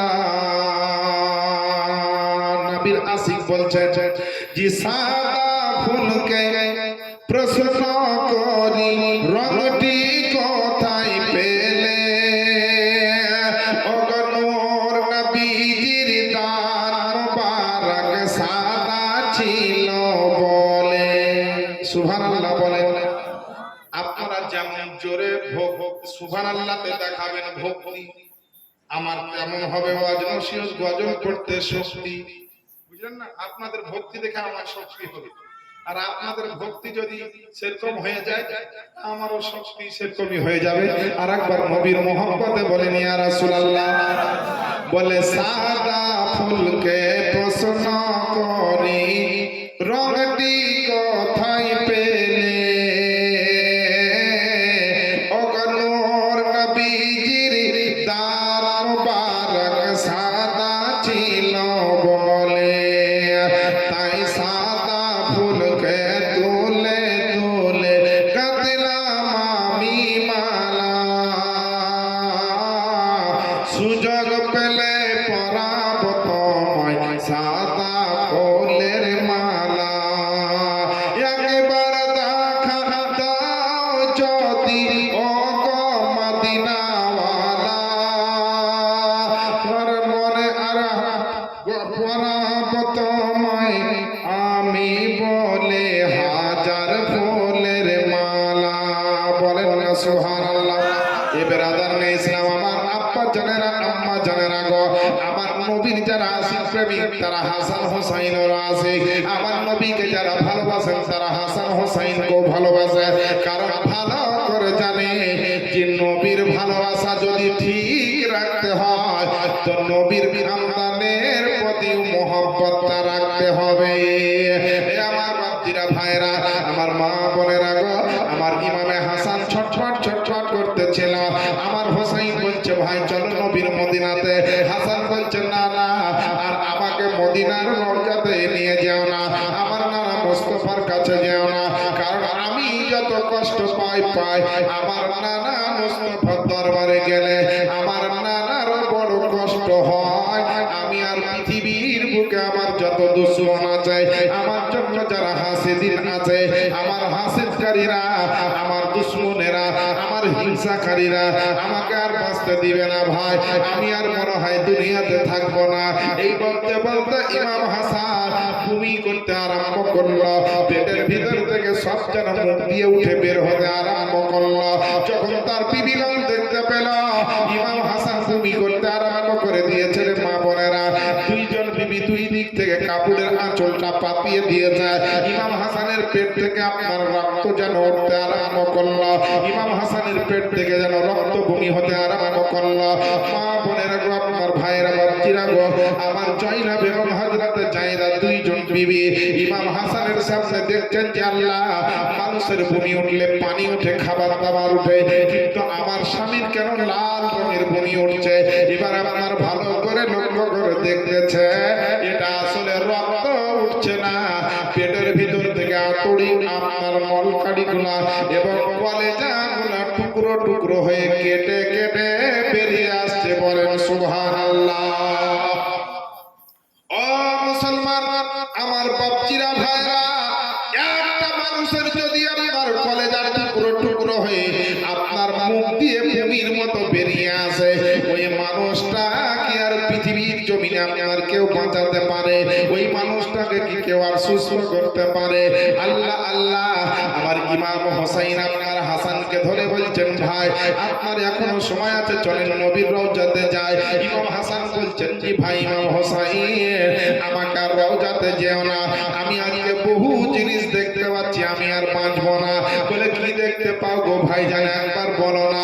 ইমাম হাসান আপনার কষ্ট যন্ত্রণাতে কথা বলতে পারছেন না, তিনি আপনার ছটফট ছটফট করে আপনার তড়বাড় করে লাফাতে লাফাতে বড় কষ্ট আপনার অনুভব করতে করতে ছটফট ছটফট করতে করতে বলছেন, বলে ভাই গো, ওই দেখো আমার নানা মুস্তফা আমাকে হাত বাড়িয়ে ডাকতেছে, ওই দেখো আমার আলিয়া মর্তজা আমার আব্বা জান আমাকে ডাকতেছে, ওই দেখো আমার মা ফাতেমা জননী তিনি আপনার চাদর ফেলে আমাকে ডাকতেছে, তামাম দিয়ে আমাকে ডাকতেছে, বলে চলে এসো বেটা হাসান, আর কষ্ট করে তোমাকে দুনিয়াতে থাকতে হবে না, তুমি আমাদের আলামে বারজাকে চলে এসো, আমাদের সঙ্গে সাক্ষাৎ হয়ে যাবে। ও ভাই ইমাম হোসাইন, আর আমার সামনে চোখের সামনে অনেক আপনার নাজারা ভাসতেছে না, আপনার আমার চোখের সামনে অনেকগুলা ছবি ভাসতেছে। আমার ইমামে হোসাইন জিজ্ঞেস করলেন, বলে তোমার সামনে ভাই ভাই ছবি ভাসছে, একটু বলো। ইমাম হাসান আপনার চোখের পানি বুক ফাটিয়ে কাঁদতে কাঁদতে বলল যে আমি আপনার কারবালার প্রান্তরখানা দেখতে পাচ্ছি গো ভাই হোসাইন, তোমার উপরে অনেকগুলা তলোয়ারের আঘাত হচ্ছে, তোমার উপরে তীরের আঘাত হচ্ছে, মাসুম আলী আসগারের হলকুমে তীর লাগছে, আমার আলী আকবর ভাতিজার লাশটা কারবালায় ছিটিয়ে পড়েছে, হযরতে আউলা মুহাম্মদ কারবালায় কুরবানি হচ্ছে, হযরতে আপনার এখন আপনার বড় বড় আমার আপনার বংশের মানুষগুলা কারবালার প্রান্তরে কিভাবে শহীদ হবে, ওই ছবিখানা আমার চোখের সামনে ভাসছে। আমার বেটা আপনার কাছে এইভাবে শাহাদাত বরণ করবে, এটাও আমি দেখতে পাচ্ছি, কারণ আমার নানা মুস্তফা যা যা বলেছেন ওটার আপনার ভিডিওর মতো ছবি যেন আমি দেখতে পাচ্ছি। মুসলমান আব্বা জানেরা, ইমাম হুসাইনকে বললেন, আমার ইমাম হাসান ইন্তেকালের আপনার অন্তিম সময়ে বললেন, ভাই হোসাইন, তোমাকে একটা আমি ছোট্ট অনুরোধ করে যাব, আমার এই দেখো একটা বেটাটার বয়স মাত্র কয়েকটা বছর হলো, আমার এই বাচ্চা বেটা উঠছে বড় হয়ে, আজকে আমার যদি ইন্তেকাল হয়ে যায়, আমার ছেলেটা বাপ হারা হয়ে যাবে, আমার ইন্তেকাল হলে আর আব্বা আব্বা বলে টাকার মতো তার কেউ থাকবে না, আজকে আমার ছেলের হাতখানা তোমার হাতে তুলে দিলাম রে ভাই, ভাইজান, তুমি আমার আপনার কাসেমকে, আমার এই লাম্পে জিগার কলেজের টুকরাকে আপনার ভাতিজা নয় নিজের বেটার মতো লালন পালন করিও, আমি আব্বা আব্বা করে আমাকে খুঁজলে তুমি সান্ত্বনা দিও, আমার বেটাটাকে বেটিটাকে একটু দেখভাল করিও। ইমাম হুসাইনের কলেজা ফেটে যাই গো মুসলমান, এমন ভাবে কথা বলছেন আমার ইমামে হাসান, এক মায়ের দুই সন্তান, একদিকে ইমামে হাসান আর একদিকে ইমামে হোসাইন, এইরকম যখন অনুরোধটা করছেন ইমামে হোসাইনের কলেজা ফেটে যায়, থামতে পারে ভাইকে বারবার জড়িয়ে ধরে বলে, ভাই চুপে যাও চুপে যাও, আমি সব দেখতে আছি, খালি একবার বলো তোমাকে এইরকম অবস্থা কে করলো। ইমাম হাসান কিন্তু বলেননি শেষ মুহূর্ত পর্যন্ত, এইভাবে আপনার কষ্ট পেতে পেতে, এইভাবে আপনার ছটফট করতে করতে ওই বিষ মাখানো পানি, বিষ আপনার যুক্ত পানি, ওই পানিটাতে আপনার এত মারাত্মক বিষ আপনার দেওয়া ছিল। আমার ইমামে হাসান বললেন হোসাইনকে শেষবারের মতো যে আমার ইন্তেকাল হলে আমার লাশটাকে নিয়ে গিয়ে সর্বপ্রথম মা আয়েশার কাছে অনুমতি চাইবে। মা আয়েশা আমাদের নানি যদি অনুমতি দেয় তবে আমাকে নবীর পাশে আমাকে কবর দিবে, আর যদি কোনো রকম ফিতনা ফাসাদ ঝামেলা লাগে যে ওখানে দিতে দিব না কবরটা, তাহলে আমার মা যেই কবরস্থানে আছে অর্থাৎ আপনার মদিনা শরীফের বিখ্যাত কবরস্থান যার নাম হচ্ছে জান্নাতুল বাকি, ওই জান্নাতুল বাকি কবরস্থানে আমার মা জননীর পাশে আমাকে কবরটা দিও। মুসলমান বাপ্তিরা ভাইরা, আল্লাহ পাকের নবী মুস্তাফার নওয়াজা ইমামে হাসান একটা আপনার উজ্জ্বল আসমানের তারকা, আপনার উজ্জ্বল একটা আসমানের নক্ষত্র রে বাবা। নবী বংশের ফুলের বাগানের একটা সুন্দর গোলাপ ফুল, আপনার নবী বংশের আকাশের একটা উজ্জ্বল আপনার সূর্য বলেন চাঁদ বলেন ডুবতে চলেছে, সবাই হাউমাউ করে কাঁদে। এদিকে হাসানের বেটা বেটি কান্না করে, বিবিগণেরা কান্না করে, আমার হোসাইন পর্যন্ত কান্না করে। আল্লাহ পাকের রহমতের ফেরেশতারা আপনার দেখে সহ্য করতে পারে না। আল্লাহকে বলে রব্বুল আলামিন, যেই নবীর ঘরে তোমার কোরআন নাজিল হয়েছে গো আল্লাহ পাক, যে নবীর ঘরে আজকে কতবার তোমার ফেরেশতারা যায় গো আল্লাহ, ওই নবীর ঘরানাদের বাড়িতে আজকে এত দুঃখ কষ্ট কেন? আল্লাহ পাক বলছেন ফেরেশতারা শোনো রে শোনো, আমার নবীর ঘরানারা দ্বীন ইসলামের জন্য আল্লাহ আল্লাহ রাসূলের জন্য কত কি করবে, শুকরিয়া আদায় করতে তোমরা খালি দেখে যাও। এত কান্না করে এরকম দৃশ্য হলে নিজের ভাই ব্রাদার কি অবস্থায় থাকবে? এমন দুঃখের ঘটনা বাবা, ওই রাত ওই সময় না, ওই সময়টা কি মারাত্মক সময় যাচ্ছে তাদের জন্য, একমাত্র সেই সময় হোসাইন অনুভব করেছে, জয়নাব জায়েদা তারাও অনুভব করেছে, ইমাম হাসানের ছোট্ট বেটা হযরতে কাসেম তারা অনুভব করছে যে আমার বাপ ছটফট করছে, তড়বড় করে লাফিয়ে উঠছে। এই বিষের আক্রান্ত, বিষের বিষে বিষাক্ত এমন ভাবে হয়েছে কলেজাগুলো টুকরো টুকরো হয়ে কেটে কেটে রক্তর মতো মুখ দিয়ে বেরিয়ে আসে। সুবহানাল্লাহ। এক কথা দুই কথা বলতে বলতে ইমাম হাসানকে আল্লাহ পাক ওই মওতের শ্বাসখানা চাকিয়ে দিলেন। তারা আপনার ওই বিষ পান করা অবস্থাতে আপনার শাহাদাত বরণ হলো। সকলে পড়েন ইন্না লিল্লাহি ওয়া ইন্না ইলাইহি রাজিউন। ইমাম হাসান যখন শাহাদাত বরণ করেছেন, একদিকে আপনার জায়েদ আর একদিকে জয়নাব, দুইজন বিবি দুই দিকে বসে আপনার পা দুখানি ধরে আপনার কাঁদছে। হযরত ইমাম হাসানের শাহাদাতের খবরখানা মদিনার গলিতে গলিতে যখন পৌঁছে গেল, কত মানুষ পাগল হয়ে কাঁদে। আহারে আমাদের হাসান এত সুন্দর ছিল, গরিব মিসকিনকে বারবার সবকিছু দান করে দিত। আপনার কিতাবের মধ্যে লিখছে যে হাসান আপনার কয়েকবার বাড়িতে যত সম্পদ টাকা পয়সা ছিল হাজার হাজার সব টাকা গরিবকে বিলিয়ে দিয়েছে। আল্লাহ পাক আবার ধন দৌলত দিয়েছে। ওই ইমামে হাসানের কথা আপনার কিতাবের মধ্যে লেখা আছে, ইমাম হাসান পায়ে হেঁটে 25 বার আপনার হজ করেছে। এ মুসলমান অর্থাৎ মক্কা মদিনাতে গিয়ে যা হজ করতে হয় করেছে না। আল্লাহ পাকের নবীর নওয়াজা যত মদিনার গলিতে গলিতে কত মুহাব্বতের মানুষ ছিল, সকলে বুক ভাসিয়ে কাঁদে আর বলে যে আল্লাহ, একটা নবী বংশের একটা সুন্দর গোলাপ ফুল আজকে বন্ধ হয়ে গেল, নবী বংশের বাগানের একটা ফুল আপনার শুকিয়ে গেল, উজ্জ্বল আকাশের একটা নক্ষত্র নিভিয়ে গেল। এইভাবে আপনার হাওমাও করে কত না মানুষ কাঁদে, কত মানুষ আপনার নিজের আপনার আফসোসের কথা নিজে নিজে আফসোস করে মানুষের সামনে।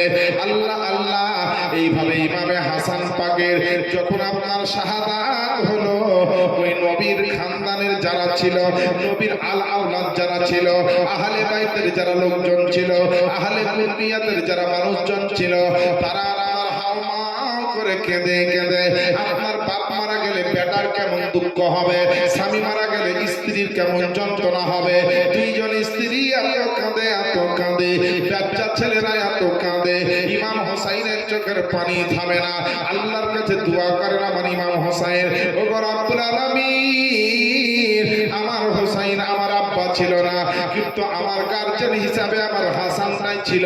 আমি হোসাইন আজকে আমার একটা মাথার ছাতাকে হারিয়ে দিলাম, আমার গার্জেনকে হারিয়ে দিলাম, আমার বড় ভাই চলে গেল, মানে আমার মাজা পর্যন্ত আমার কোমরটা দুর্বল হয়ে গেল। কত রকম কান্না দেখে মদিনার প্রত্যেকটা মানুষের আপনার চোখ দিয়ে পানি ঝরে যায়। যাহারে যে নবী মুস্তাফার নওয়াসারা জান্নাতের সরদার হবে না, আমার নবী বলেছেন ওই নবীর নওয়াসা একজন শহীদ হয়েছেন, আর একজন ছটফট করে ভাইয়ের জন্য কাঁদে। একজন ভাই যখন আর একজন ভাইয়ের মৃত্যুতে কাঁদবে, একজন সন্তান যখন বাপের ইন্তেকালে কাঁদবে, একজন বিবি যখন তার স্বামীর ইন্তেকালে কাঁদবে। আপনার যাদের হৃদয়ে একটু দয়া মায়া আছে, যাদের অন্তরে একটু মহব্বত ভালোবাসা আছে, কেউ যদি না হয় তবুও তাদের চোখের পানি কিন্তু থামবে না। আর এমনিতে নবী বংশের মানুষকে ভালোবাসতো মদিনার মানুষের। নবীর জন্য, নবীর সাহাবীদের জন্য, ইসলামের জন্য কত মানুষ জীবন দিয়ে দিয়েছে। ইমাম হোসাইনের জন্য কত মানুষ জীবন দিবে আপনাদেরকে শোনাচ্ছি। এখনো দুনিয়ার বুকে এরকম মানুষ আছে রে বাপজিরা, যে নবীর জন্য তখন জীবন দিয়েছে, আল্লাহ আওলাদকে কুরবান করেছেন। এখনো প্রয়োজনে নবীরও এমন আশিক প্রেমিক দুনিয়াতে আছে, এখনো প্রয়োজন হলে নবীর জন্য নিজের জান, নিজের আওলাদকে কুরবানি করে দিল। এখনো এরকম লোক আছে। যদি না থাকতো যে দুনিয়া বাবা চলতো। এরকম ইমানদার নবীর আশিক প্রেমিক অবশ্যই আছে দুনিয়াতে। কোথায় আছে, কোন গ্রামে আছে, কোন পাড়ায় আছে, এইগুলো হয়তো আমরা জানি না, কিন্তু আছে। এখনো নবীর জন্য জান দিতে পারে, নবীর খানদানের জন্য জান দিতে পারে, কোরআনের জন্য জান দিতে পারে, দ্বীন ইসলামের জন্য জান দিতে পারে। তো যদি তারা জান দিতে পারে, মাল দিতে পারে, টাকা পয়সা দিতে পারে, ধন ও দৌলত দিতে পারে, নিজের জীবনকে যদি কুরবানি করে দিতে পারে, আমরা হাসান হোসাইনের জীবনীতে 2 ঘন্টা সময় দিতে পারি না? হায় হায় মুশকিল। এইটুকু সভা, এই ঈদগাহের প্রান্তরে এটা পুরো ভর্তি হয়ে যাওয়া দরকার। মালদাহাতে যান, বাঁকুড়াতে জালসা করে এলাম, হাজার হাজার লোক, এর চাইতে কত বড় বড় প্যান্ডেল জায়গা দিতে পারে না। আর আমরা এমন নেকির বড় লোক হয়ে গেছি, বুঝলেন, যে আমাদের নেকি দরকার নাই। মৌলভী সাহেব এত নেকি করে ধ্রুব ক্ষতি, তাই বলে অনেক বদমাইশি। হ্যাঁ, আলেম ওলামারা বললে এইভাবে টিটকারি মারে। কিন্তু বাপ শোনেন, নবীর জন্য যারা জীবন দিয়েছে তাদের জীবন ধন্য হয়ে গেছে।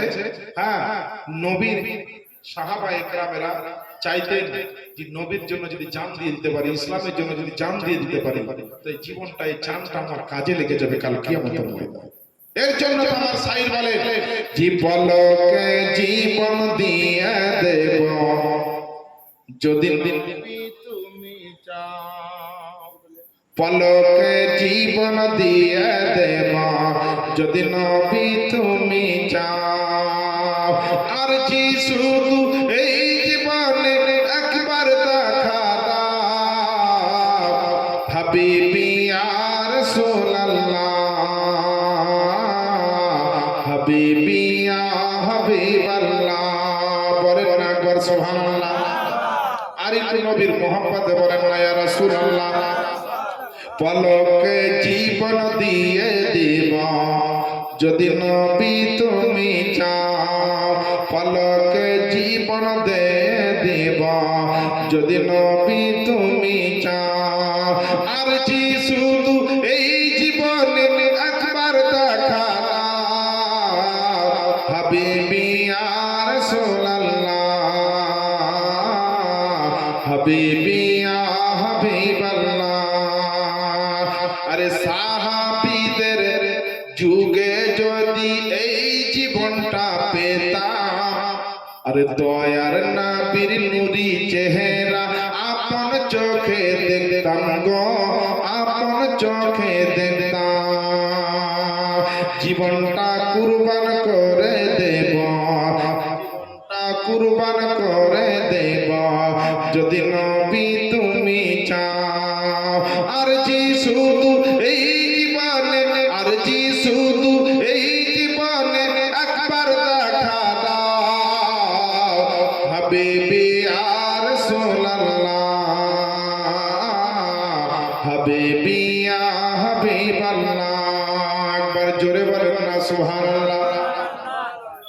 এ দেখেন নবীর একজন আশিক বলছেন যে জানি একদিন মরণ আমার কাছে ছেড়ে আসবে, আরে সেদিন দেখার আশা আমি দেব না গো ছেড়ে, আমি দেব না গো ছেড়ে। নবীর একজন গোলাম বলছে মরার আগের দিন পর্যন্ত আশা রাখবো, আগে পর্যন্ত যে নবীকে একবার দেখবোই স্বপ্নে হলে। তাই বলছে যে জানি একদিন মরণ আমার কাছে ছেড়ে আসবে, আরে সেদিন দেখার আশা আমি দেব না গো ছেড়ে, আমি দেব না গো ছেড়ে। বলে যা টুকরা করে দেব, বলে যা টুকরা করে দেব, যদি নবী তুমি চাও। আর জি শুধু এই জীবনে, আর জি শুধু এই জীবনে একবার দেখা দাও, হাবিবি ইয়া রাসূলুল্লাহ, হাবিবি ইয়া হাবিবাল্লাহ। বিরাদার, ইমাম হাসানকে সুন্দর করে আপনার যখন দেখলেন তিনি শাহাদাত বরণ করলেন, চোখের পানিতে অনেকে বুক ভাসিয়ে গোটা মদিনার মানুষের যেন কলেজায় আঘাত লাগলো, মুসলমান মুমিনদের কলেজায় আঘাত লাগলো। যারা মুনাফিক তারা হাসবে, নবীর খানদানকে যারা ভালোবাসতো মহব্বত করতো সকলের অন্তর ফেটে গেল। অবশেষে কান্নাকাটি করে আমার ইমাম হাসানকে গোসল পানি দিয়ে সুন্দর করে দাফন আপনার কাফন পরিয়ে সুন্দর করে নিয়ে গিয়ে জান্নাতুল বাকিতে জানাজা পড়িয়ে আমার মা ফাতেমা রাদিয়াল্লাহু তাআলা আনহার পাশে আমার ইমামে হাসানকে আপনার দাফন করে দিলেন। বুঝতে পারলেন? ইমামে হাসানকে ইমাম হোসাইন জানাজা পড়িয়েছে। কিতাবে লিখছে যে ইমাম হোসাইন জানাজা পড়িয়েছেন ইমামে হাসান। সুন্দর করে মা ফাতেমার পাশে মানে নবীর রওজাতে মাটি দেওয়ার বা কবরস্থ করার চেষ্টা করেছিলেন, কিন্তু মারওয়ান বলে একটা লোক ঝামেলা বাঁধার চেষ্টা করেছিল যে না, নবীর পাশে হাসানের কবর হতে দিব না। আর হাসান বলেছিলেন যদি কোনো ঝামেলা তৈরি হয় খবরদার নবীর রওজাতে আমার মাটি দিতে যেও না, আমাকে কবর আমার জন্য মা ফাতেমার পাশে করে দিবে। ইমামে হোসাইন রাগ করে তালওয়ার বের করতে যাচ্ছিলেন যে মারওয়ানের আজ একদিক করে দেবো যাবে। তো হযরত আবু হুরায়রা রাদিয়াল্লাহু তাআলা আনহু তিনি তাকে স্মরণ করে দিলেন যে ইমামে হাসান বলেছিলেন ঝামেলা হলে এখানে কবর করিও না, অতএব ঝামেলা করিও না। তখন ইমামে হোসাইন থেমে গিয়ে ওই মা ফাতেমার পাশে জান্নাতুল বাকিতে কবরস্থ ব্যবস্থা করেছিলেন। ইমাম হাসানকে কবরস্থানে গিয়ে আপনার জানাজা পড়িয়ে দাফন করে দিলেন। দুঃখ ভরা মনোভাব নিয়ে সময় কাটতে লাগলো। বাবা এর অনেক লম্বা চড়া ইতিহাস আছে। দিন দিন কেন আমার মতো অল্প শিক্ষিত, আমি নিজেকে বড় শিক্ষিত মনে করি না, আমার চাইতে কত হাজার গুণ বেশি বেশি আমার সুন্নি জামাতের আলেমেরা শিক্ষিত, বড় বড় বক্তা আছে। আমি নিজেকে খুব ছোট মনে করি। আপনাদের দুয়া আল্লাহর রহমতে হয়তো জালসায় জীবনীতে গিয়ে যতটুকু আল্লাহ বলান আমি বলে দিলেন, আল্লাহ বলান তাই আমি বলি। তো বেরাদার, আল্লাহ পাকের দয়াতে আপনাদের দোয়াতে যদি 10 লাখ জীবনী করি এই একই স্টেজে তো ইমাম হাসান হোসেনের জীবনী আমি শেষ করতে পারবো। আর আমার চাইতে যারা বড় বড় তারা তো আরোই পায়। আমার বাপজিরা ভাইরা মূল কথায় আলোচনায় চলে। ইমামে হাসান শহীদ হয়ে গেলেন, এবার ইমামে হোসাইনের দায়িত্ব পড়ে গেল তার আহলে বর্গ মানে নবীর খানদানে যারা লোকজন আছে তাদেরকে নিয়ে সে জীবন যাপন করতে লাগলো। এই করতে করতে মদিনা শরীফে ইমামে হোসাইনের কাছে বারবার চিঠি পাঠায় কে? ইয়াজিদ। আর চিঠি পাঠায় মদিনার যে গভর্নর যার নাম হচ্ছে ওলীদ বিন উকবা। এই ওলীদ বিন উকবা বারবার বলে ইমাম হোসাইনকে বলো আমার বায়াত হবে। তখনকার একটা নিয়ম ছিল যে মুসলিমদের বাদশা হবে তাকে খলিফা বলে মেনে নিতে হবে, তার হাতে বায়াত হতে হবে যে হুজুর আমি আপনার হাতে বায়াত হলাম, আপনি আমার বাদশা, আপনি আমার নেতা, আপনি আমার সর্দার, আপনি আমার ইমাম, আপনি আমার সরকার যা সবকিছু। বুঝতে পারলেন আমার বাপজিরা ভাইরা? এবার ইমাম হোসাইনের কাছে বারবার খবর পাঠায়। মদিনা শরীফের গভর্নর ডাকলো, বলল হুজুর আপনার নবী বংশের তো আমি গোলাম, কিন্তু ইয়াজিদ হচ্ছে বাদশা, এখন ইয়াজিদের আন্ডারে আমি আজকে মদিনার গভর্নর। তাই ইয়াজিদ চিঠি পাঠিয়েছে এই ব্যাপার, আপনাকে মুরিদ হইতে হবে বা বায়াত হইতে হবে। ইমাম হোসাইন রাগে বললেন অসম্ভব, ইয়াজিদ হচ্ছে একটা ফাসিক, মদখোর, জেনাখোর, হারামখোর, সে নবীর শরিয়াতকে মানে না, যদি মানতো তো আমি মেনে নিতাম, অতএব আমি তাকে মানতে পারবো না। এইবার হোসাইনকে বিভিন্ন রকম ভাবে কষ্ট দেওয়ার ব্যবস্থা শুরু করতে লাগলো এজিদের যারা লোক। কিন্তু ওলীদ বিন উতবা ভালো লোক ছিল, এ কিন্তু কিছু করে কি, যখন মানলো না তখন বললে হুজুর তাহলে আপনি বাড়ি চলে যান, আমার দরবার থেকে আপনি বাড়ি চলে যান, আপনাকে কিচ্ছু বলবো না। যারা এজিদের 5-8টা কুকুর ছিল, এজিদের 5-8টা গোলাম ছিল, তারা বলছে ওলীদ বিন উতবাকে যে হোসাইনকে এখন তো পাওয়া গেছে, এজিদকে মানবে না বললে তো ওকে জবাই করে দাও, ইমাম হোসাইনকে কতল করে দাও।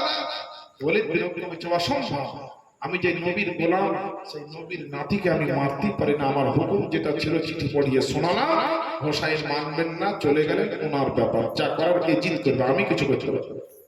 এবার বাবা এজিদ একবারে যেমনই শুনলো যে হোসাইন এজিদকে অস্বীকার করেছে, বাদশা বলে মানতে চাইছে না, তখন এজিদের যত পাহারা ছিল, লোকজন ছিল, আস্তে আস্তে হোসাইনের উপর অত্যাচার শুরু করলো।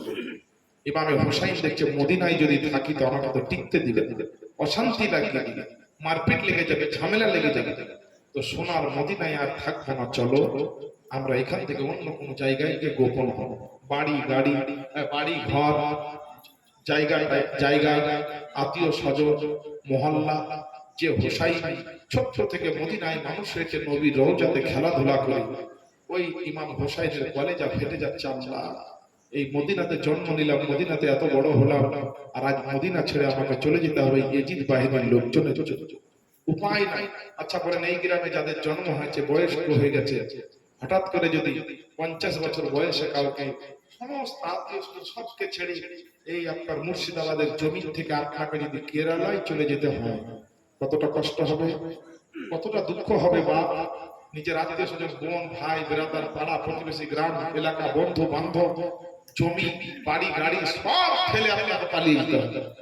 এটা যদিও মৃত্যু না হয় তো মৃত্যুর চাইতে কম যন্ত্রণা হয়, এটা একবারে দিলকে কুড়ে কুড়ে খাবে এই যন্ত্রণা।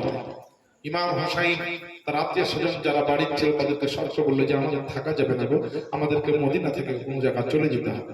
কেউ ইমামে হোসাইনকে যুক্তি দিলেন যে হুজুর আপনি এক কাজ করেন, বরং মদিনা থেকে যাবেন কোথায়, তো আপনি মক্কা চলে যান, মক্কাতে গেলে নিরাপদে হয়তো থাকবে। ইমামে হোসাইন যাওয়ার জন্য রেডি হচ্ছেন, আত্মীয় স্বজনকে নিয়ে, সবকে নিয়ে রেডি হয়েছে। রাত্রে বেলায় ইমাম হোসাইনের বোন হযরতে জয়নাব পর্দার সহিত মা ফাতেমার কবরটা গেছেন জিয়ারত করতে, আউন মোহাম্মদকে সঙ্গে নিয়ে। মা জন্মের কাছে কবরে গিয়ে কাঁদছে, মা গো এই মদিনায় আর আশা হবে কি জানি না, কিন্তু মদিনা থেকে চলে যাবো গো মা, এটাই মনে হয় জীবনের শেষবার তোমার কবরে হাজিরি দিচ্ছি বলে হযরতে জয়নাব কাঁদছে, এদিকে ইমামে হোসাইন কাঁদছে। ইমামে হোসাইন মা ফাতেমার কবর জিয়ারত করলেন, ভাই হাসানের কবর জিয়ারত করলেন, কলেজা ফেটে যাচ্ছে ইমামে হোসাইন, আল্লাহ গো এই মদিনা সকাল হলে আমরা চলে যাব মদিনা থেকে, এই মদিনায় নবী রওজার আশেপাশে মদিনার গলিতে গলিতে কত খেলাধুলা করলাম, আর আজ মদিনা ছেড়ে চলে যাব। এইভাবে করতে করতে করতে করতে ইমামে হোসাইন গেছেন আমার নবী মুস্তাফার রওজা শরীফে। যখন হোসাইন নবীর রওজাতে গেছেন তো হোসাইন হচ্ছে কলেজা ফেটে যাবে, যে নানা আমাকে এত ভালোবেসেছে, ছোট থেকে নবীর রওজাতে উঠা বসা চলাফেরা করে এত বড় হলাম, আর এই নবীর রওজাকে না দেখলে থাকতে পারি না, আজকে মদিনার বলি সব কিছু ছেড়ে আমরা চলে যেতে হবে, কি দুঃখ লাগবে ভাবে। হোসাইন পাক নবী মুস্তাফা রওজা শরীফের সামনে গিয়ে আপনার কলেজা ফেটে চোখ দিয়ে পানি ঝরছে, কলেজা আপনার চুরমার হয়ে যায়, দিল ফেটে যেন চুরমার হয়ে যায়। আল্লাহ গো এই মদিনাতে জন্ম নিয়েছিলাম, ভেবেছিলাম মদিনাতে জীবনটা কাটিয়ে দিব, কিন্তু এজিদ বাহিনীদের জন্য, এজিদের দলের লোকের জন্য এমন অশান্তি আপনার সামনে এসে দাঁড়িয়েছে, মদিনা আমাকে ছাড়তেই হবে। ওগো মা জননী ফাতেমা, শেষবারের মতো তোমার বেটার সালামটা নিয়ে নাও। ও ভাই ইমাম হাসান, তুমি তো আমাকে ছেড়ে চলে গিয়েছ, তুমিও তোমার ছোট ভাইয়ের সালামটা নিয়ে নাও। পরিশেষে আপনার নবীর রওজাতে গিয়ে নবীর দরবারে আমার ইমাম হোসাইন পাক রাদিয়াল্লাহু তাআলা আনহু নবীর রওজা শরীফের জালিটাকে ধরে হাওমাও হাওমাও করে কাঁদেন আমার ইমামে হোসাইন, আর কেঁদে কেঁদে বলেন, ও গো দয়ার নানা জান, ও গো সারাওয়ারে মদিনা, বলেন না সুবহানাল্লাহ। সুবহানাল্লাহ, আসলে সুবহানাল্লাহ বলতে ভালো লাগে না, কেন জানেন বা? প্রত্যেকটা জিনিসের মানুষ একটা স্বাদ চাই, স্বাদ, টেস্ট। যদি টেস্ট না পাই, স্বাদ না পাই তো ভালো লাগবে। একটা লোক জীবনে কোনোদিন আতর মাখেনি, আতর। তো ঈদের দিনে সবাই আতর কিনছে, তো বুঝে আমিও একটা কিনি। তো বেচারা একটা আতর কিনেছে, দেখছি তাহলে ঈদের দিন কালকে সকালবেলাতে ঈদগাহাতে যেয়ে মাখবো। এই বোকা করেছে কি, ঈদের ময়দানে আতরের শিশিটা নিয়ে গেছিল, সব লোকজনকে বলছে ভাই একটু হাত বাড়ান, আমি একটু সবাইকে আতর মাখাবো। সবাই ভাবে হাত দিচ্ছে, আর একটু করে হাতে দিচ্ছে আর চলে যাচ্ছে, দিচ্ছে আর চলে যাচ্ছে। গোটা ঈদগাহাতে গোটা গ্রামের লোক হাজির, ঈদের দিনে নামাজ পড়তে গেছে, সবকে আতর মাখালো। তো একটা লোক বলছে, হারে তুই কি আতর মাখালি? গোটা ঈদগাহার লোককে আতর মাখাচ্ছে, তোর আতর শেষও হয় না, আর কি আতর মাখালি? তোর আতরের একটু খুশবুও পাচ্ছি, একটু আতরের স্বাদই পেলাম না, কি আতর মাখালি? তখন ও বেচারা বলছে, দেখেন ভাই, আমি জীবনে আতর কিনিনি, মাখিও নি, আজ প্রথম কিনে প্রথম আপনাকে মাখাচ্ছি, আমি বেশি কিছু বলতে পারবো না। একটা লোক বলছে, দেখি দেখি তোর আতরের শিশিটা দেখি, কি ব্যাপার? ও এবার আতর সম্বন্ধে বুঝে দেখার পরে দেখছে যে বোকা লোকটা, দেখবেন আতরের শিশিতে দুটো চিপি থাকে, একটা উপরে পেঁচ থাকে আর একটা ভিতরে রবার জাতীয় পেঁচ লাগা থাকে।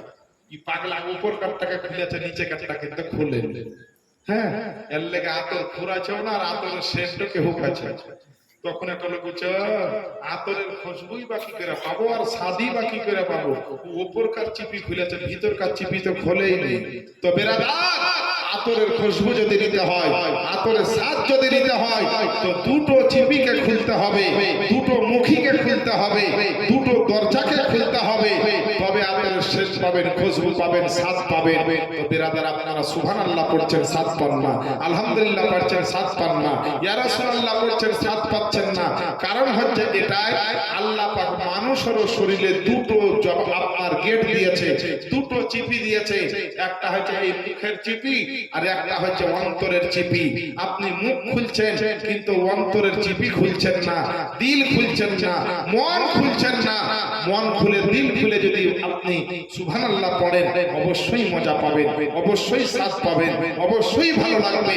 আপনার যদি স্বাদ নিতে চান, তো মুখের চিপির সঙ্গে সঙ্গে দিলের চিপিটাও খুলে, আল্লাহর উপরে মহব্বত ঈমান রেখে, নবীর উপরে ভালোবাসা রেখে, ওলি আউলিয়া গাউস কুতুব আহলে বাইতের উপরে তাজিম ও সম্মান রেখে একবার চিৎকার দিয়ে বলেন তো সুবহানাল্লাহ। আর একটু জোরে বলেন সুবহানাল্লাহ। ও গো দয়ার নানা জান, ও গো সারওয়ারে মদিনা, তোমার হোসাইন হয়েছে কারবালাতে রওয়ানা। বলেন সুবহানাল্লাহ। ইমাম হোসাইন কেঁদে আরো বলছে, ভাইজান ইমামে হাসান, নবীর রওজার ধারে ধারে কাঁদছেন আর বলছেন, কে? ইমামে হোসাইন। ভাইজান ইমামে হাসান ছিলেন আমার জানের জান, ভাইজান ইমামে হাসান ছিলেন আমার জানের জান, সে তো চলে গিয়েছে, একা ভালো লাগে না। ও গো দয়ার নানা জান, ও গো সারওয়ারে মদিনা। আরেক ছন্দ বলবো, বলেন সুবহানাল্লাহ। দিন ইসলামের খাতিরে বাতিল মিটাবার তরে, দিন ইসলামের খাতিরে বাতিল মিটাবার তরে, রাহে খোদাতে আমার কাটাবো এই গলাখানা। ও গো দয়া নানা জান, ও গো সারওয়ারে মদিনা, তোমার হোসাইন হয়েছে কারবালাতে রওয়ানা।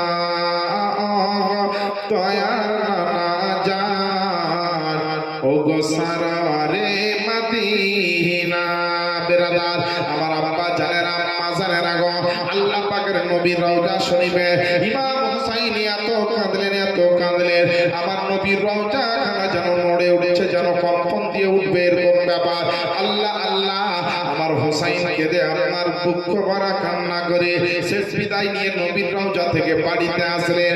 বিবিদেরকে নিজের বাচ্চা কাচ্চাকে আগেই বললেন তোমরা রেডি হয়ে যাও। সবাই আপনার ফজরের নামাজের পরে পরে আপনার রেডি হতে আরম্ভ করলেন। তাড়াতাড়ি করে সব রেডি হয়ে গেল। একদিকে বেটা একদিকে বেটে। ইমাম হোসাইনের 3টা বেটা 2টা বেটি। এক নম্বর বেটার নাম হচ্ছে জয়নাল আবেদিন, দ্বিতীয় নম্বর বেটার নাম হচ্ছে আলী আকবর, আর ছোট্ট বেটার নাম হচ্ছে আলী আসগার। ইমাম আপনার হোসাইনের 2টা বেটি, একটার নাম হচ্ছে আপনার সুগরা আর আরেকটার নাম হচ্ছে আপনার সাকিনা। জোরে বলেন সুবহানাল্লাহ। ইমাম হোসাইনের এই 5টা সন্তান তখন। এবার যে সুগরা বড় বেটি, তাকে এত জ্বর হয়েছে বিছান থেকে উঠতে পারছেন না। আর সেদিনই মদিনা থেকে হোসাইন চলে আসবে। সবাইকে আপনার রেডি হতে বলা হয়েছে, সকলে আপনার রেডি হয়েছে। সমস্ত মা বোনেরা, তার ভাই ব্রাদার, আত্মীয় স্বজনেরা, যারা যারা হোসাইনকে ছাড়া থাকতে পারবে না, তারা আপনার যারা সবাই পুটলি পাতলা বেঁধে রেডি হয়েছেন মক্কা চলে যাব। কিংবা হোসাইন যেই দিকে যাবে সেই দিকে আমরাও যাব। কিন্তু ইমাম হোসাইনের বেটি ওই ছোকরা বলছে তার বাপকে বলে, আব্বা গো, আমাকে এত জ্বর হয়েছে, আমি বিছানা থেকে উঠে বসার ক্ষমতা নাই, তবু আমাকে আব্বা গো রেখে যাবেন না। আপনার মা চলে যাচ্ছে, আমার ভাই আলী আকবর, আলী আসগার, জয়নাল আবেদিন চলে যাচ্ছে, আমার চাচারা, আমার ভাইয়েরা, আমার ফুফুরা, আমার আত্মীয় স্বজনেরা সবাই চলে যাচ্ছে। আমাকে আল্লাহর রাস্তায় আমাকে এখানে একাই রেখে যাবেন না। আমি আপনার বেটি সুগরা এখানে একাই থাকতে পারবো না। হযরত ইমাম হোসাইন এবং ইমাম হোসাইনের স্ত্রী, যার নাম হচ্ছে সোহরবানু, এই সোহরবানু এবং জয়নাব ইমাম হোসাইনের বোন, তারা সবাই মিলে ওই ইমাম হোসাইনের বেটি হযরত সুগরাকে আপনার সান্ত্বনা দিচ্ছে, বলে বেটি রে তুমি যেতে পারবা না, আমরা বড় কষ্ট করে হেঁটে হেঁটে মদিনা থেকে মক্কা যাব। এই সময় যা শরীরের অবস্থা, তোমার গায়ে যা জ্বরের তাপ, তুমি বিছানা থেকে উঠে সোজা হয়ে বসার তোমার ক্ষমতা নাই রে বেটি। তাই তুমি আজকে জ্বর যতদিন ভালো না হবে, তুমি একাই বাড়িতে থাকো। এই ওষুধ পানি গাছা মোজা থাকলো, এইগুলা একটু একটু করে খাবে, নিশ্চয়ই তোমার জ্বর ভালো হয়ে যাবে। তারপরে 1 মাস পরে হোক কিংবা 3 মাস পরে হোক, হযরতে আলী আকবর তোমার ভাইকে পাঠাবো। তোমার ভাই মক্কা থেকে মদিনায় এসে তখন তোমার জ্বর ভালো হবে, ওই আপনার 3 মাস পরে এসে তোমাকে নিয়ে যাবে। বলছে তোমাকে 3 মাস পরে এসে নিয়ে যাবে, তুমি এখন থাকো। আচ্ছা, সবাই যদি চলে যায়, আত্মীয় স্বজন সারা জীবনের মতো যাচ্ছে, কবে আসবে কোনো ঠিক নাই। একটা বেটিকে যদি বাড়িতে রেখে যায়, ওই বেটিটা তো আমার জ্বরে এত আপনার অসুস্থ হয়ে আছে যে বিছানা থেকে উঠতে পারছে না, হাউ হাউ করে কাঁদছে, আব্বা গো আমাকে রেখে যাবেন না বাবা, আমার আলী আসগারকে ছাড়া আমি থাকতে পারবো না, আমার ভাই আলী আকবর চলে যাচ্ছে, জয়নাল আবেদিন চলে যাচ্ছে, আমার মা সোহরবানু চলে যাচ্ছে, আমার ফুফু জয়নাব চলে যাচ্ছে, ওগো আব্বা হুজুর দয়া করে আল্লাহর রাস্তায় আপনি আমাকে রেখে যাবেন না। ইমাম হোসাইন মাথায় হাত বুলিয়ে বলছে, বেটি রে তুমি একটু শান্ত হও, একটু সহ্য করো, একটু সবুর করো, তোমার বাপের নাম হচ্ছে আপনার হযরত ইমাম হোসাইন, সবুর কারণে ওয়ালা, তোমার বাপের দিকে একটু খেয়াল করো। আমরা কোনো দুশমনির জন্য নয়, জমি জায়গার জন্য নয়, আল্লাহ আল্লাহ রাসূলের মহব্বতকে বাঁচিয়ে রাখতে, ইসলামকে ঠিক রাখতে এই মদিনা থেকে মক্কার দিকে আমরা চলে যাচ্ছি, ঝামেলা যাতে না হয় তাই আমরা চলে যাচ্ছি। এবার বাবা সবাই, কেউ উটের উপরে, কেউ ঘোড়ার উপরে, কেউ পায়ে হেঁটে যাবে, তলপি তাপড়া নিয়ে সব রেডি। শেষবারের মতো সবাই মিলে যখন বাড়ি থেকে বিদায় নিচ্ছে, সুগরা নারিয়া তো কন্দন করতে লাগলো। একবার আব্বাকে ধরে, একবার মাকে ডাকে, একবার ভাইকে ডাকে। সবাই কিন্তু আপনার কারো পা ওঠে না, জমিন থেকে আপনার চলে যাবেন তা কেউ আপনার পা তুলতে পারে না।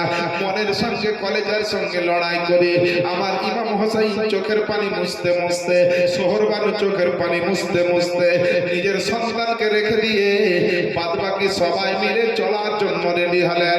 এবার বাবা যখন চলে যাবে, সোহরবানু মা জননী ইমাম হোসাইনের স্ত্রী হযরত সুগরার মা হযরত সোহরবানু ইমাম হোসাইনকে বলছেন, ওগো হুজুর, ওগো আমার স্বামী, আমার আমার কলেজার টুকরা নয়নের তারা আমার বেটি সুগরাকে তো রেখে চলে যাচ্ছি, শেষবারের মতো একবার একটু সময় দেন না, আমার বেটিটাকে একটু সিনার সঙ্গে জড়িয়ে ধরে একটু বেটিটাকে নিয়ে আদর করে একটু আমার বেটিটাকে একটু সান্ত্বনা দে। ইমাম হোসাইনের চোখের পানি থামে না কথাটা শুনে, ইমাম হোসাইনের যেন অন্তর ফেটে যায় গো মা জননী।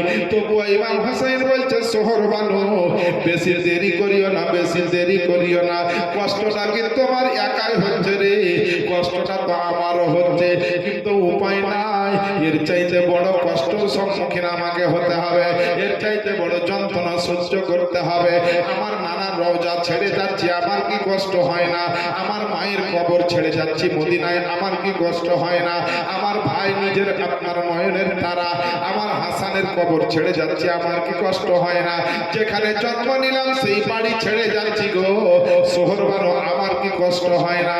কিন্তু উপায় নাই, তাই যেতে হবে রে বিবি, চলো।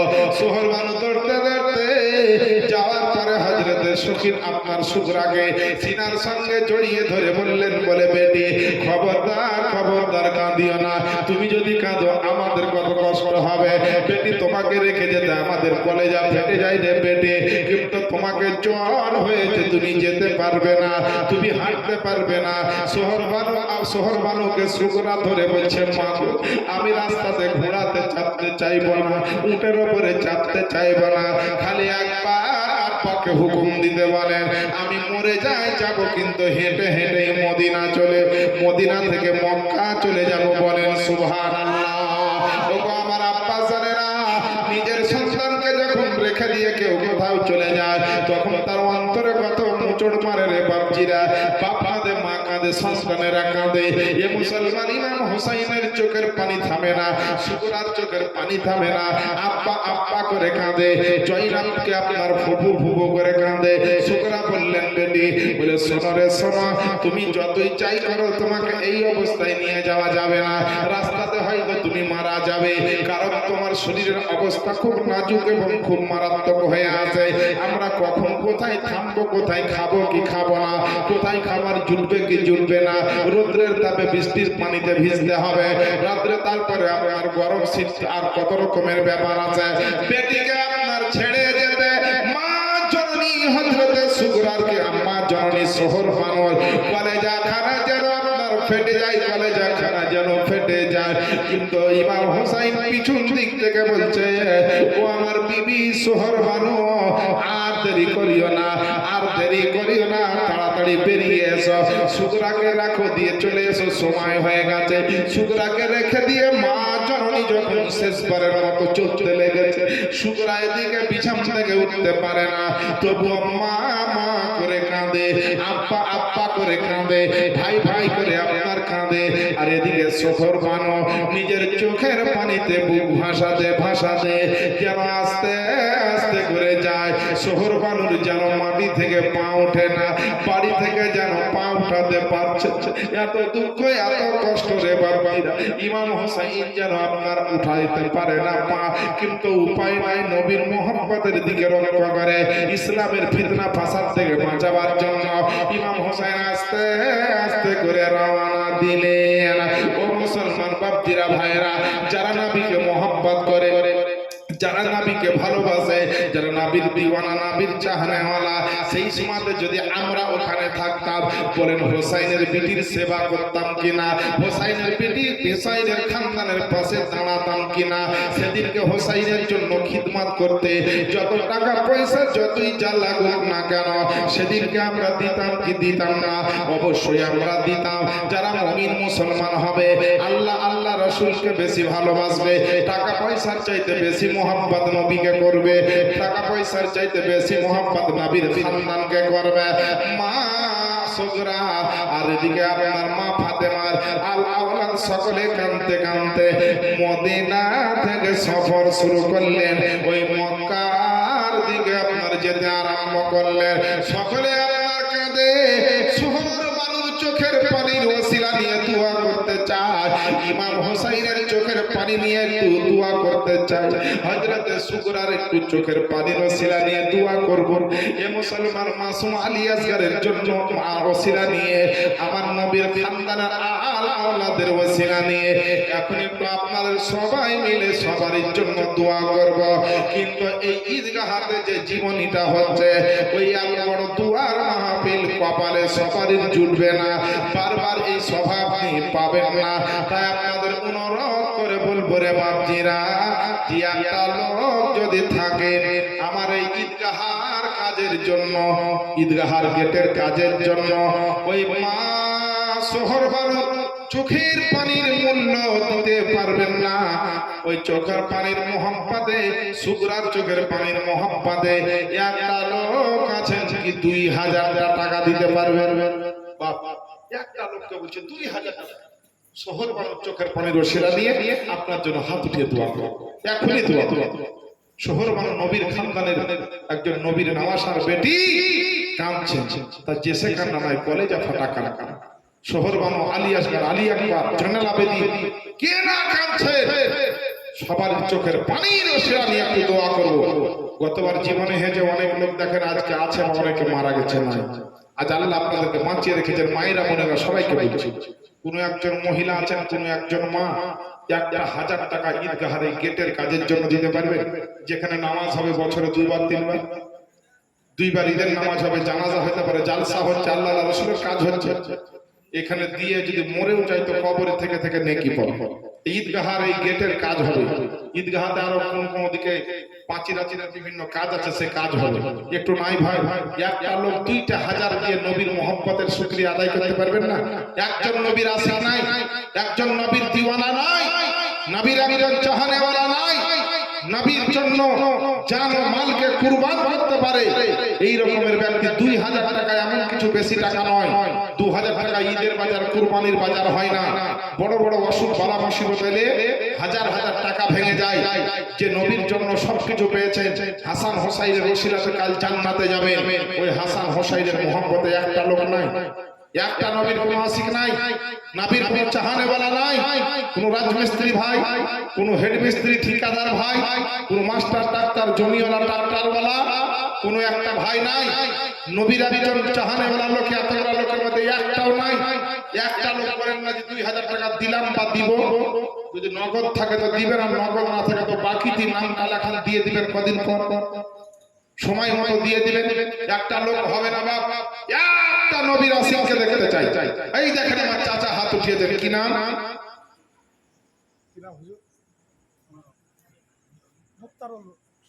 মুক্তারুল শেখ।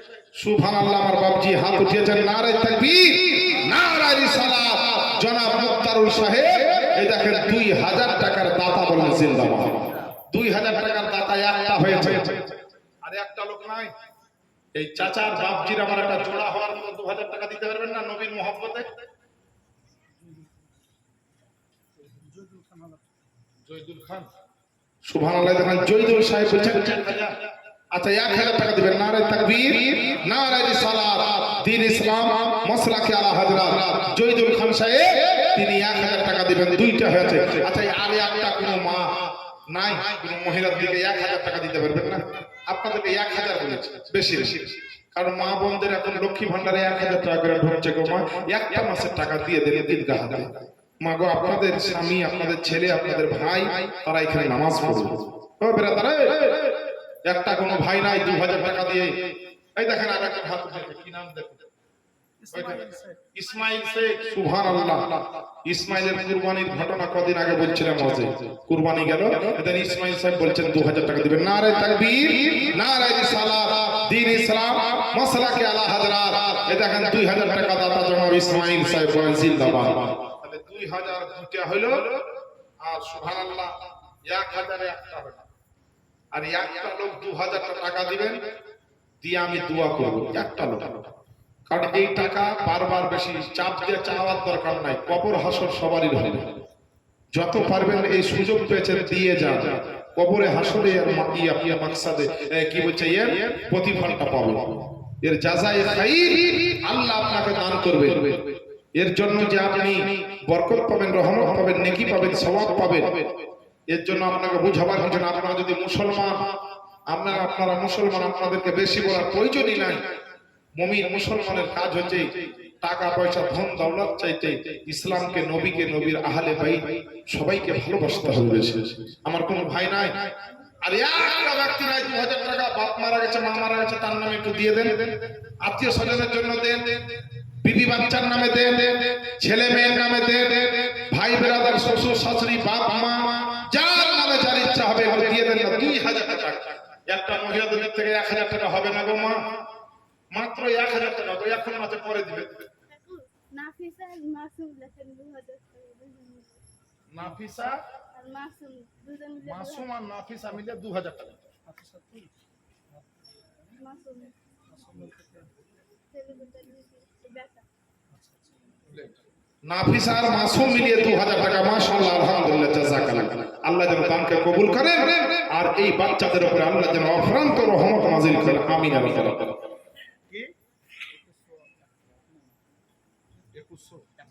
আচ্ছা, 2101 টাকা দিবেন বেনামে, মানে এরা নাম চাই না, কাম চায়। আল্লাহ যেন এর গোপন দানকে কবুল করে। গোপনও দান করা যায়, প্রকাশ্য দান করা যায়, দিনেও দান করা যায়, রাত্রেও দান করা যায়। কোরআন শরীফ আয়াত আছে 274 নম্বর আয়াত, সূরা বাকারা। আল্লাহ রাব্বুল আলামিন বলেন, আল্লাযীনা ইনফিকুনা আমওয়ালাহুম বিল-লাইলি ওয়ান-নাহার সিররান ওয়া আলানিয়াতান ফালাহুম আজরুহুম ইনদা রাব্বিহিম ওয়া লা খাউফুন আলাইহিম ওয়া লা হুম ইয়াহজানুন। ওই সমস্ত লোকেরা যারা দিনে দান করেছেন, রাতে দান করেছেন, যারা প্রকাশ্যে দান করেছেন, গোপনে দান করেছেন, তাদের দুনিয়াতেও ভয় নাই, আখিরাতেও কোনো চিন্তা নাই, তারা বিনা হিসাবে জান্নাতি। বলেন সুবহানাল্লাহ। তাদের কথা আল্লাহ বলেছে। আল্লাহ সুযোগ দিয়েছে। কার বাড়িতে টাকা নাই? 2000 1000 তো 200 500 টাকা কার বাড়িতে নাই? বলে দিব মনে করলে হয়তো টাকা থাকলে সবাই পারবে না, দিল থাকা চাই, মহব্বত থাকা চাই। তো বাবা ধরেন 2000 একটা হয়ে গেছে, আর এদিক থেকে একটা 1000 টাকাটা পুরো কোটাটা পূর্ণ করে দেন না, কোটাটা একটু পূর্ণ করে দেন, তাহলে খুব ভালো হয়। আমার কোটাটা একটু পূর্ণ করে দেন। ও মায়েরা, 1000 টাকা চেয়েছিলাম তো 2000 টাকা এসেছে, 1000 টাকা দেন না গো মা। যদি না পারেন তো দুটা মহিলা 500 করে টাকা দেন। আরে মরে গেলে কিছু সঙ্গে যাবে না গো মা, সব দুনিয়াতে পড়ে থেকে যাবে। হাসান হোসেনের জীবনী শুনছেন, অন্তরে আপনাদের জানি কি মায়েদের মন খুব নরম। ওরা হাসান হোসেন মা ফাতেমার দুঃখের কথা শুনে কাঁদে গো। আমার মায়েরা বোনেরা, আপনাদের জন্য মন ভরে একটু দোয়া করবো। একটা মহিলা 1000 টাকা দেওয়ার ওয়াদা করেন, সঙ্গে যদি না এনেছেন তো পরে দিয়ে দিবেন, আর এনেছেন তো নগদ দিয়ে দেন, যেটা আপনার সুবিধা হবে। একটা মহিলা নাই, এই কমিটি ভাইরা যারা জালসা করছেন, আমার রাজমিস্ত্রি ভাইরা, আপনাদেরকে অনেক অনেক ধন্যবাদ। কিন্তু এই সময়টা একটু উঠে আসেন তো, মহিলাদের দিকে একটু যান। অনেক মহিলা স্টেজের সামনে আসতে লজ্জা পায়, একটু জান, একটু শুনেন। যারা নাম বলবে সে নামটা এসে আমাকে বলেন, আমি প্রচার করে দিচ্ছি। ও ভাই, একটা লোক নাই, নবীর মহব্বতে নবীর দোহাই দিয়েছি, আল্লাহ আল্লাহ রাসূলের দোহাই দিয়েছি, ঈদগাহের উন্নতি করবে। একটা লোক নাই আখিরাতের পুঁজি হাসিল করার জন্য কবর হাসরকে চিন্তা করে, একটা লোক নাই। 1000 টাকা, মাত্র 1000 টাকা চেয়েছি, একটা কোনো আল্লাহর কোনো প্রিয় বান্দা দিয়ে দেন না, চট করে। এটা বন্ধ করে দাও, এই মোবাইল কিছু দিবে তা ভাবছি আমি না।